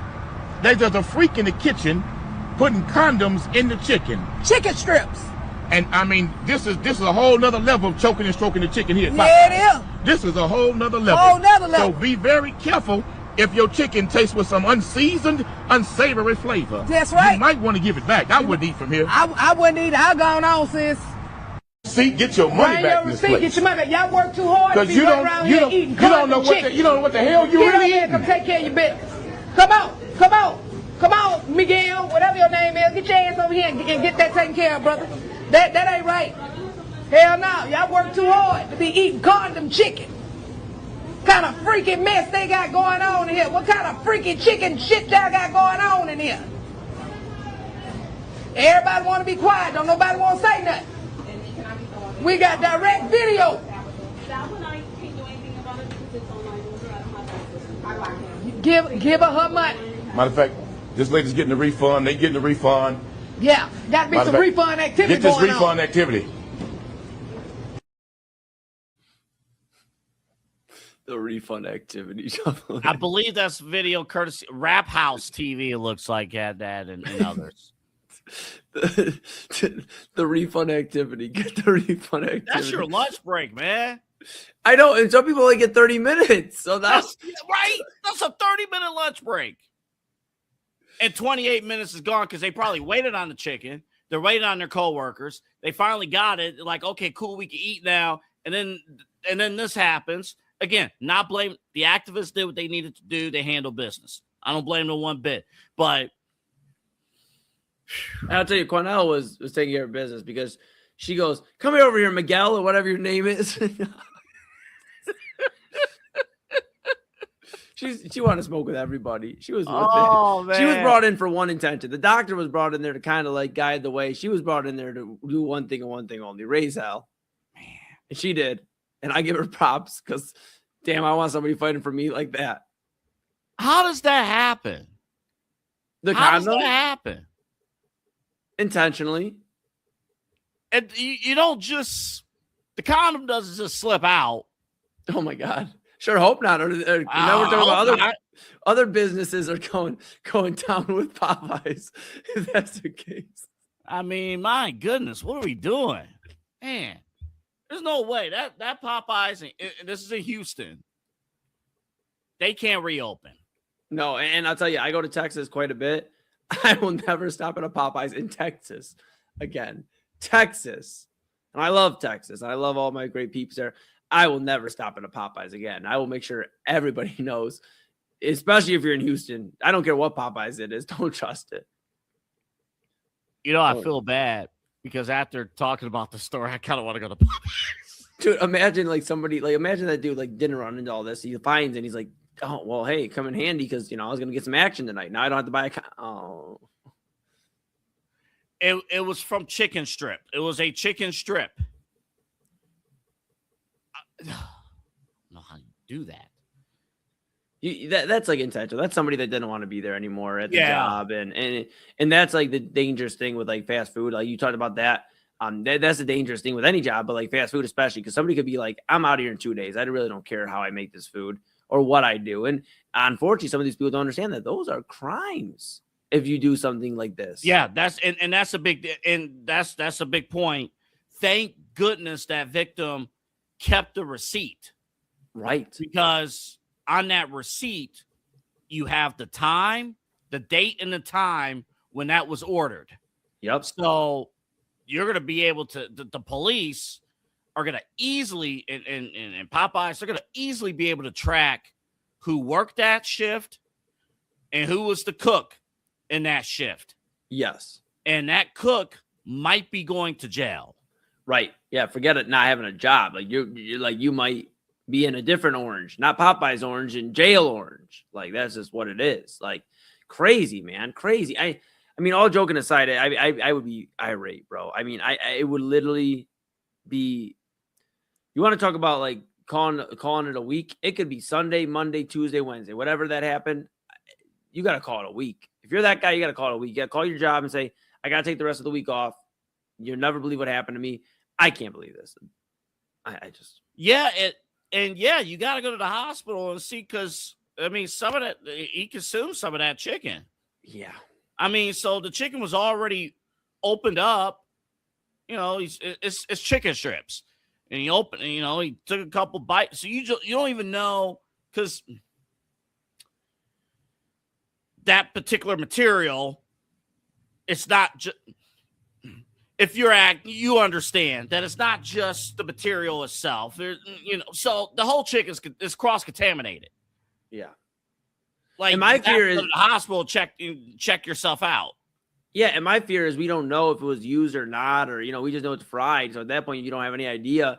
And who cares if it's used or fried? You shouldn't have that thing in there, or used or fried, used or not used. Shouldn't care about that. But my goodness gracious, dude, this is insane, bro. This is absolutely insane, man. It's like, the great people of Houston are wondering if, their Astros are going to get into the playoffs, what the Texans are going to look like with CJ Stroud under center this year. They're trying to figure out what the Rockets are going to do to maybe make a run in the Western Conference. And then this shit happens. It's unreal. Well, because Popeyes is a staple. It is. Wait, dude. Oh my God. I'm sorry to interrupt you. I just thought about this. This is why Chad didn't put him on the top 5 chicken sandwich. Oh, my goodness. Unbelievable. Now it's all full circle. It's all full circle. It's all full circle. Chad B's off the list. Yeah, he's good now. He's good. But he won't be able to celebrate it because he's on vacation this week. Exactly. No, we won't tell him. You see how it all comes full circle? But it's little things like, man, one thing at one location can impact an entire that is nuts, man. That is nuts. But I hope everyone is okay. I know it's a huge inconvenience, but dude, wait, we need Quanell and Dr. X, right? Dr. X or we need Quanell X and Dr. Candace Matthews. Yes, Dr. Candace Matthews. We need her, and we need them both. We need them both. At any time we have a disservice, we need them on our side. AA. That's what I found out. Up next, what's going on with the Guardians offense? Gavin Williams, he deserves better. We'll talk about that a little bit. Plus, Tony Romo. We have body cam. We have more video to show you. We have Tony Romo video coming up. And then finally, this or that, Patrick Mahomes versus. You'll find out when you see the banner coming up at the end of the show. One more segment to go. We have still a ton to accomplish. Back in about 3.5 minutes right here on the Inside Edge Network.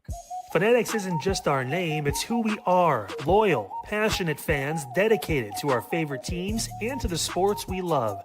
That's why we're honored to be able to offer fans the world's largest collection of official sports apparel and sports jerseys from all leagues, teams, and players you love.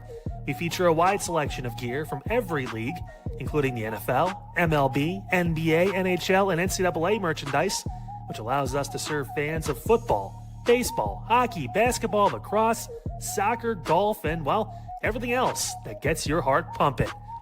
Go to fanatics.com by using the QR code on your screen right now to celebrate your teams. That's fanatics.com, a proud sponsor of the Inside Edge Network, Cleveland's digital leader.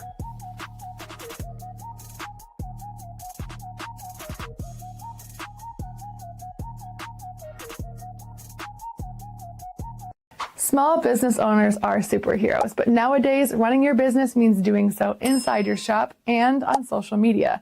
That's why you should make Omega Video Marketing your sidekick. With a decade of content creation experience, I create dynamic, informative, and fun videos for your specific social needs that will increase brand awareness, get you more followers, and keep your social pages and websites current and fresh. I offer flexible pricing and turn times and will work with you to understand your brand and your story. All of that comes from the heart. My award-winning expertise is just the cherry on top. So let's get connected. After all, your brand is the alpha and my expertise is the omega.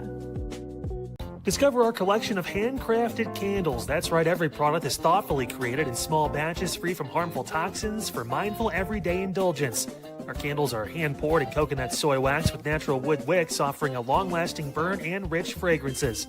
Create a cozy, safe ambiance for your home with candles from Alley Rose Fragrances. First-time customers use the promo code InsideEdge20 to receive 20% off your order. AlleyRoseFragrances.com, proud sponsor of the Inside Edge Podcast Network. Mosser Moments Photography is a husband and wife wedding photography team based in Cleveland, owned and operated by Inside Edge Network's very own Ryan Mosser and his wife, Hallie. For the past 10 years, they've captured more than 100 weddings across Northeast Ohio and beyond, always working together as a true two-person team. Their style centers on authentic, emotional storytelling, documenting the real moments between two people in love and creating images that feel natural, comfortable, and true to the couple. Rooted in Northern Ohio but inspired by their travels, Ryan and Hallie bring a warm, personal approach to every wedding day. Their work blends experience, consistency, and a genuine passion for helping couples relive their best day through timeless photography. Learn more at MosserMomentsPhotography.com by using the QR code on your screen right now. MosserMomentsPhotography.com, a proud sponsor of the Inside Edge Network, Cleveland's digital leader.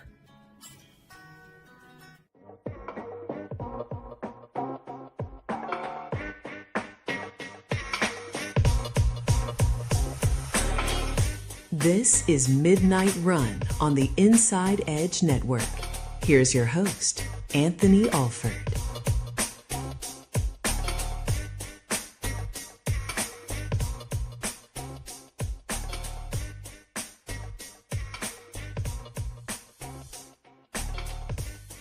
All right, welcome back to the show, everybody. Quick programming note for tomorrow. This is for tomorrow only. Eli has tomorrow off. He'll be out of town traveling, visiting family out of town. So tomorrow, we're just going to move everything up an hour because Eli and Chad are both off. So Autumn will have, and I will both be on the show. The Daily Spiral will be on at 10 o'clock tomorrow. 10 o'clock, the Daily Spiral. And then this show, Midnight Run, will be on at 11 o'clock. And this is just tomorrow night. Right here on the Inside Edge Network. Quickly, before we get to the rest of our stories, I failed to acknowledge one thing as we was reflecting back on the Popeye story. And Eli, I'm going to need you to come back on the screen again because you may not even know this. Today is National Chicken Wing Day. Please said it's a chicken strips day. And look at Popeye's deal.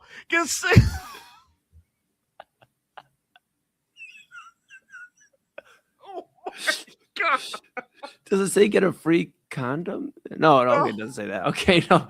Okay, oh my. Oh, man. Buddy. Oh, man. Oh, my goodness. Oh, I July 29th is National Chicken Wing Day. Get these deals, Wingstop, Speedway, 7-Eleven, Pizza Hut, B-Dubs, Hooters, Popeyes. So enjoy. Yeah, I just sometimes the world is a beautiful thing, but how the way it works out. I don't know, bud. I don't know. Back to you. You got a lot to get into here. What if I told you Gavin Williams is the first Major League Baseball pitcher to have 11 plus strikeouts and 4 straight starts?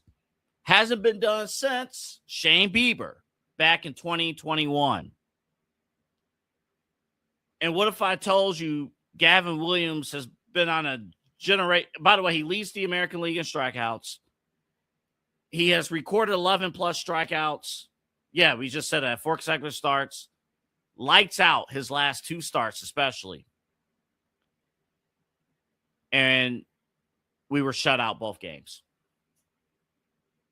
There it is. Look at that. 14 innings pitched, 23 Ks, 0 wins, and we were shut out today. I'm not going to spend too much time. First off, kudos to Gavin Williams.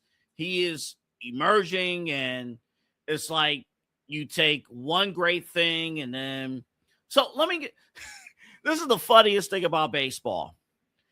was it Chase Burns, who's like balling right now. He's dueling right now with Cincinnati.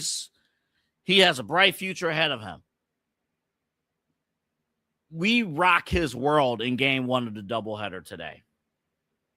And then in the nightcap against guys from, I don't even know where Cincinnati's minor league competes. That's a bad job out of me.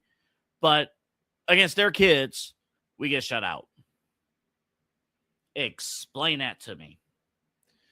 Now, I don't have the generational X's and O's, with baseball and things like that. But I will tell you, man, I know people older than me talk about the greatness of the 90s Indians and how much offense they had back in the 90s.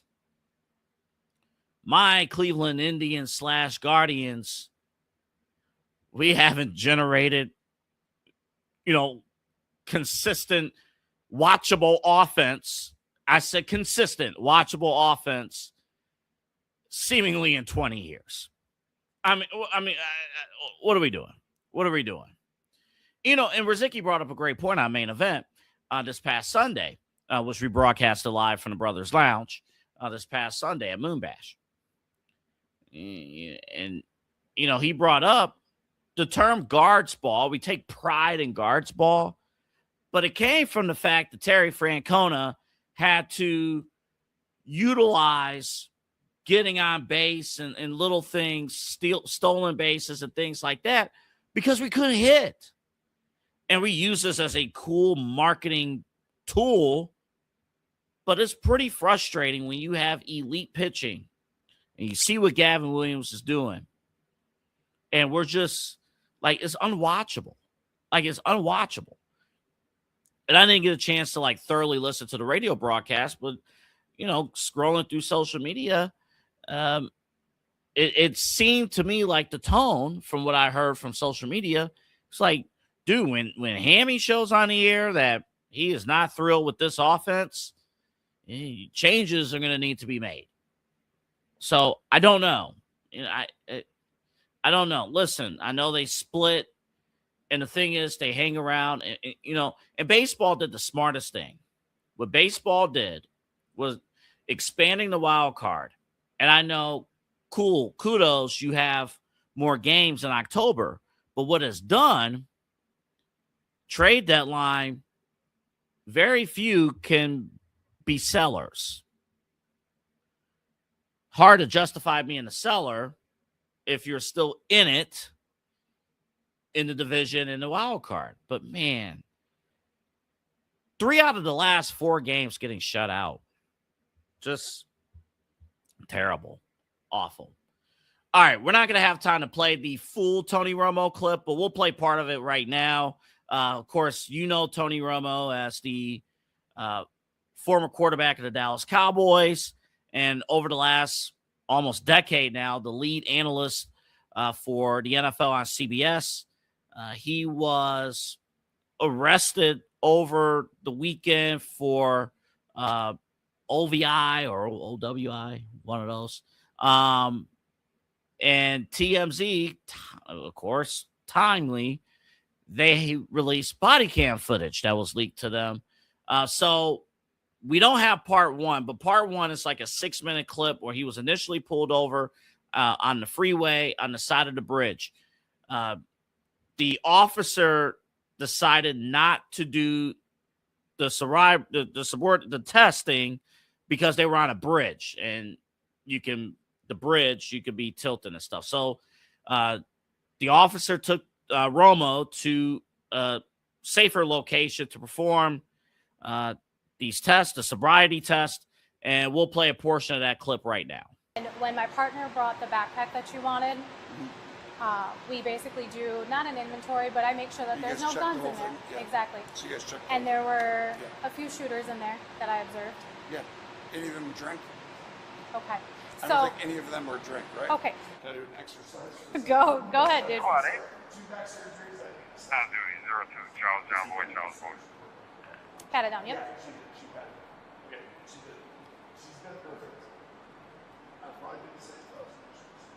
Okay. Any head injuries? Excuse me? Any head injuries recently? Any concussions? Well, over the years, yes, but not recently. No, we're good. Okay. When you turn, keep the front lead foot on the line. Sorry, 1 second. And turn by taking a series of small steps with the other foot. Yep. I'm going to demonstrate with 3. Yes, thank you. You will do 9, okay? Okay, sounds good. Okay. Just sitting in there. Sorry, guys, 2 back 1, surgeries. But those are 2. You just trying not to. willing to submit to a PPT What is that? machine that you blow in? It's a preliminary. It does not determine the results of Oh, my no, test. we're not doing that. Okay. I've already heard from all the lawyers, don't ever do that. Okay. So All right. we're not going to do that. Okay. All right, sir. Did I pass this test? You turn around. No, I didn't, huh? Can I use my phone real quick? Because there's a plane taking off. You're my under parents are arrest for Okay. operating We'll while get to under that the in just a influence, moment. okay? All right, so that was courtesy of TMZ and the Wisconsin whatever police department and all that. I'm not going to sit here and talk legally about that. It's obviously a terrible situation. Regardless, you know, a good chunk of people will say that more than likely Romo will be cleared of any charges. Again, no criminal charges with this. Basically, he was taken in because he refused to, to take the breathalyzer test and all that. The bigger question that CBS is going to have to determine, this is different now because, he has a 10-year deal, a lot of money with this deal, 10-year deal with CBS. What are they going to do with him? Is legally, obviously you could be let go without cause and anything like that. And I'm very uneasy in talking about people losing their jobs and things like I avoided the layoff situation with ESPN because that's different. That's you're laid off without call. That part sucks. But this is different here. So what is CBS going to do? Right now they're standing behind Tony. Reports are, Mike Florio had it out that Romo's going to scale things back a little bit in terms of being viewed in the public eye. But we'll see. Again, number one lead analyst. It happened in the middle of the summer where there are very few stories. So not good. It's never good timing. And, so who knows what's going on and what they'll do. I follow the media circles very closely. There's a particular sports media writer, sports media podcaster who follows announcers. That guy hates Tony Romo. So you're seeing pieces like, oh, this guy stinks. He sucks. This and that and that. And I get it. And actually, Autumn and Eli talked about it on Spyro last hour. Yes, Tony Romo's not predicting plays anymore. He's not doing that. And he has regressed, but he's not garbage at his job. So I'm just gonna lay that out there. But and again, there is precedent too of, and this is, we're not condoning, driving under the influence or anything like that. Please don't do that at all. There's Uber and Lyft. It exists for a reason. But I didn't know this until I saw this on Awful announcing that Al Michaels had a DUI arrest back in 2013, and NBC didn't even suspend him at all. It happened in April of 2013, and I just now learned about it, July of 2026. But this is more high profile, and we'll see what happens with that. We might dive a little bit more into it tomorrow, but I just wanted to clear the air with that. The Browns camp story, we'll do that tomorrow. But what we are going to do tonight, and I need Eli back on. Eli, again, will be off tomorrow. But, again, as we close the show, the new tradition here on Midnight Run. Yeah. It is our segment, This or That. the winner of the matchup gets to move on to the next episode. Okay. And again, it's not a straight up, oh, we're doing quarterbacks. So it's quarterback versus quarterback. Yesterday it was. And we both decided we would take Patrick Mahomes over Joe Burrow. Mm-hmm. Now, today's matchup, a little bit different. Okay. Let's go ahead and show the banner what today's matchup is.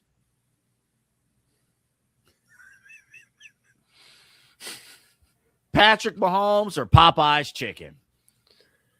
Popeye's chicken has such a good legacy across the United States of America. We're giving a eulogy to Popeyes. Oh my! Some would say it had 4 Super Bowl legacy type of vibe to it. I mean, it was there, AA, and then this shit happened today in Houston, Texas, or whatever it happened. But we found out about it today. And you know what, Patrick Mahomes, you could be mad about his girlfriend or wife choice or whatever that he doesn't like. You know, he loves the excessive amount of ketchup and all that. But you know, one thing you won't find when you're watching the Chiefs, you know, you won't find just laying on the field during a Chiefs drive. And if so, they're kicking that fan out. They're definitely prosecuting him. There won't be have to find the date and time. No, you're gone. You won't find a condom. For that reason, and I think that reason alone, less bad looks on Patrick Mahomes off the field than Popeye's chicken in the kitchen. I'm going to take Patrick Mahomes on this one, AA. Could I go the rest of my life without Popeye's chicken? Yes, there's so many other options here. I don't think I can, but it's not Popeyes. I don't know if I can, man. You don't like Dave's Hot Chicken? It's fine. It's good, but it's out of the way. I get it, but you can then stay in the way and risk getting a condom in your chicken. I don't know what to tell you. It's only the Houston location. That's how it starts. That's how that's how everything started. That's how COVID started. It was only in this state, and then 3 days later it was in Ohio. You know there's a Popeyes. I can't say there's a Popeyes waiting in Ohio. Like, there's some dude that's on his last few days working there. He's already put his 2 weeks in. It's like, oh shit, I'm gonna one up that guy. And you don't want to see what a one upping of that is. Oh man, you're taking Popeyes chicken. All right, basically, are you picking Super Bowls or Popeyes fried chicken? I mean. All right, Patrick Mahomes it is. Yeah. Okay. All right. He moves on. All right. He moves on. It would be different if we were in a town that won Super Bowls, but we've never even appeared in one. Dude, I mean, goodness. I know I'm off tomorrow, but don't worry. I'll be tuning in. I will be watching from Columbus. I cannot wait to see. Today was a gimme, bro. Bad PR versus, not as bad PR, so.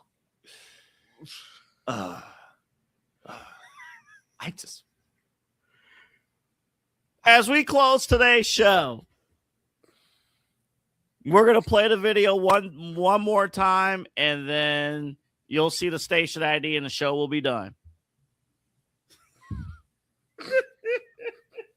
See ya.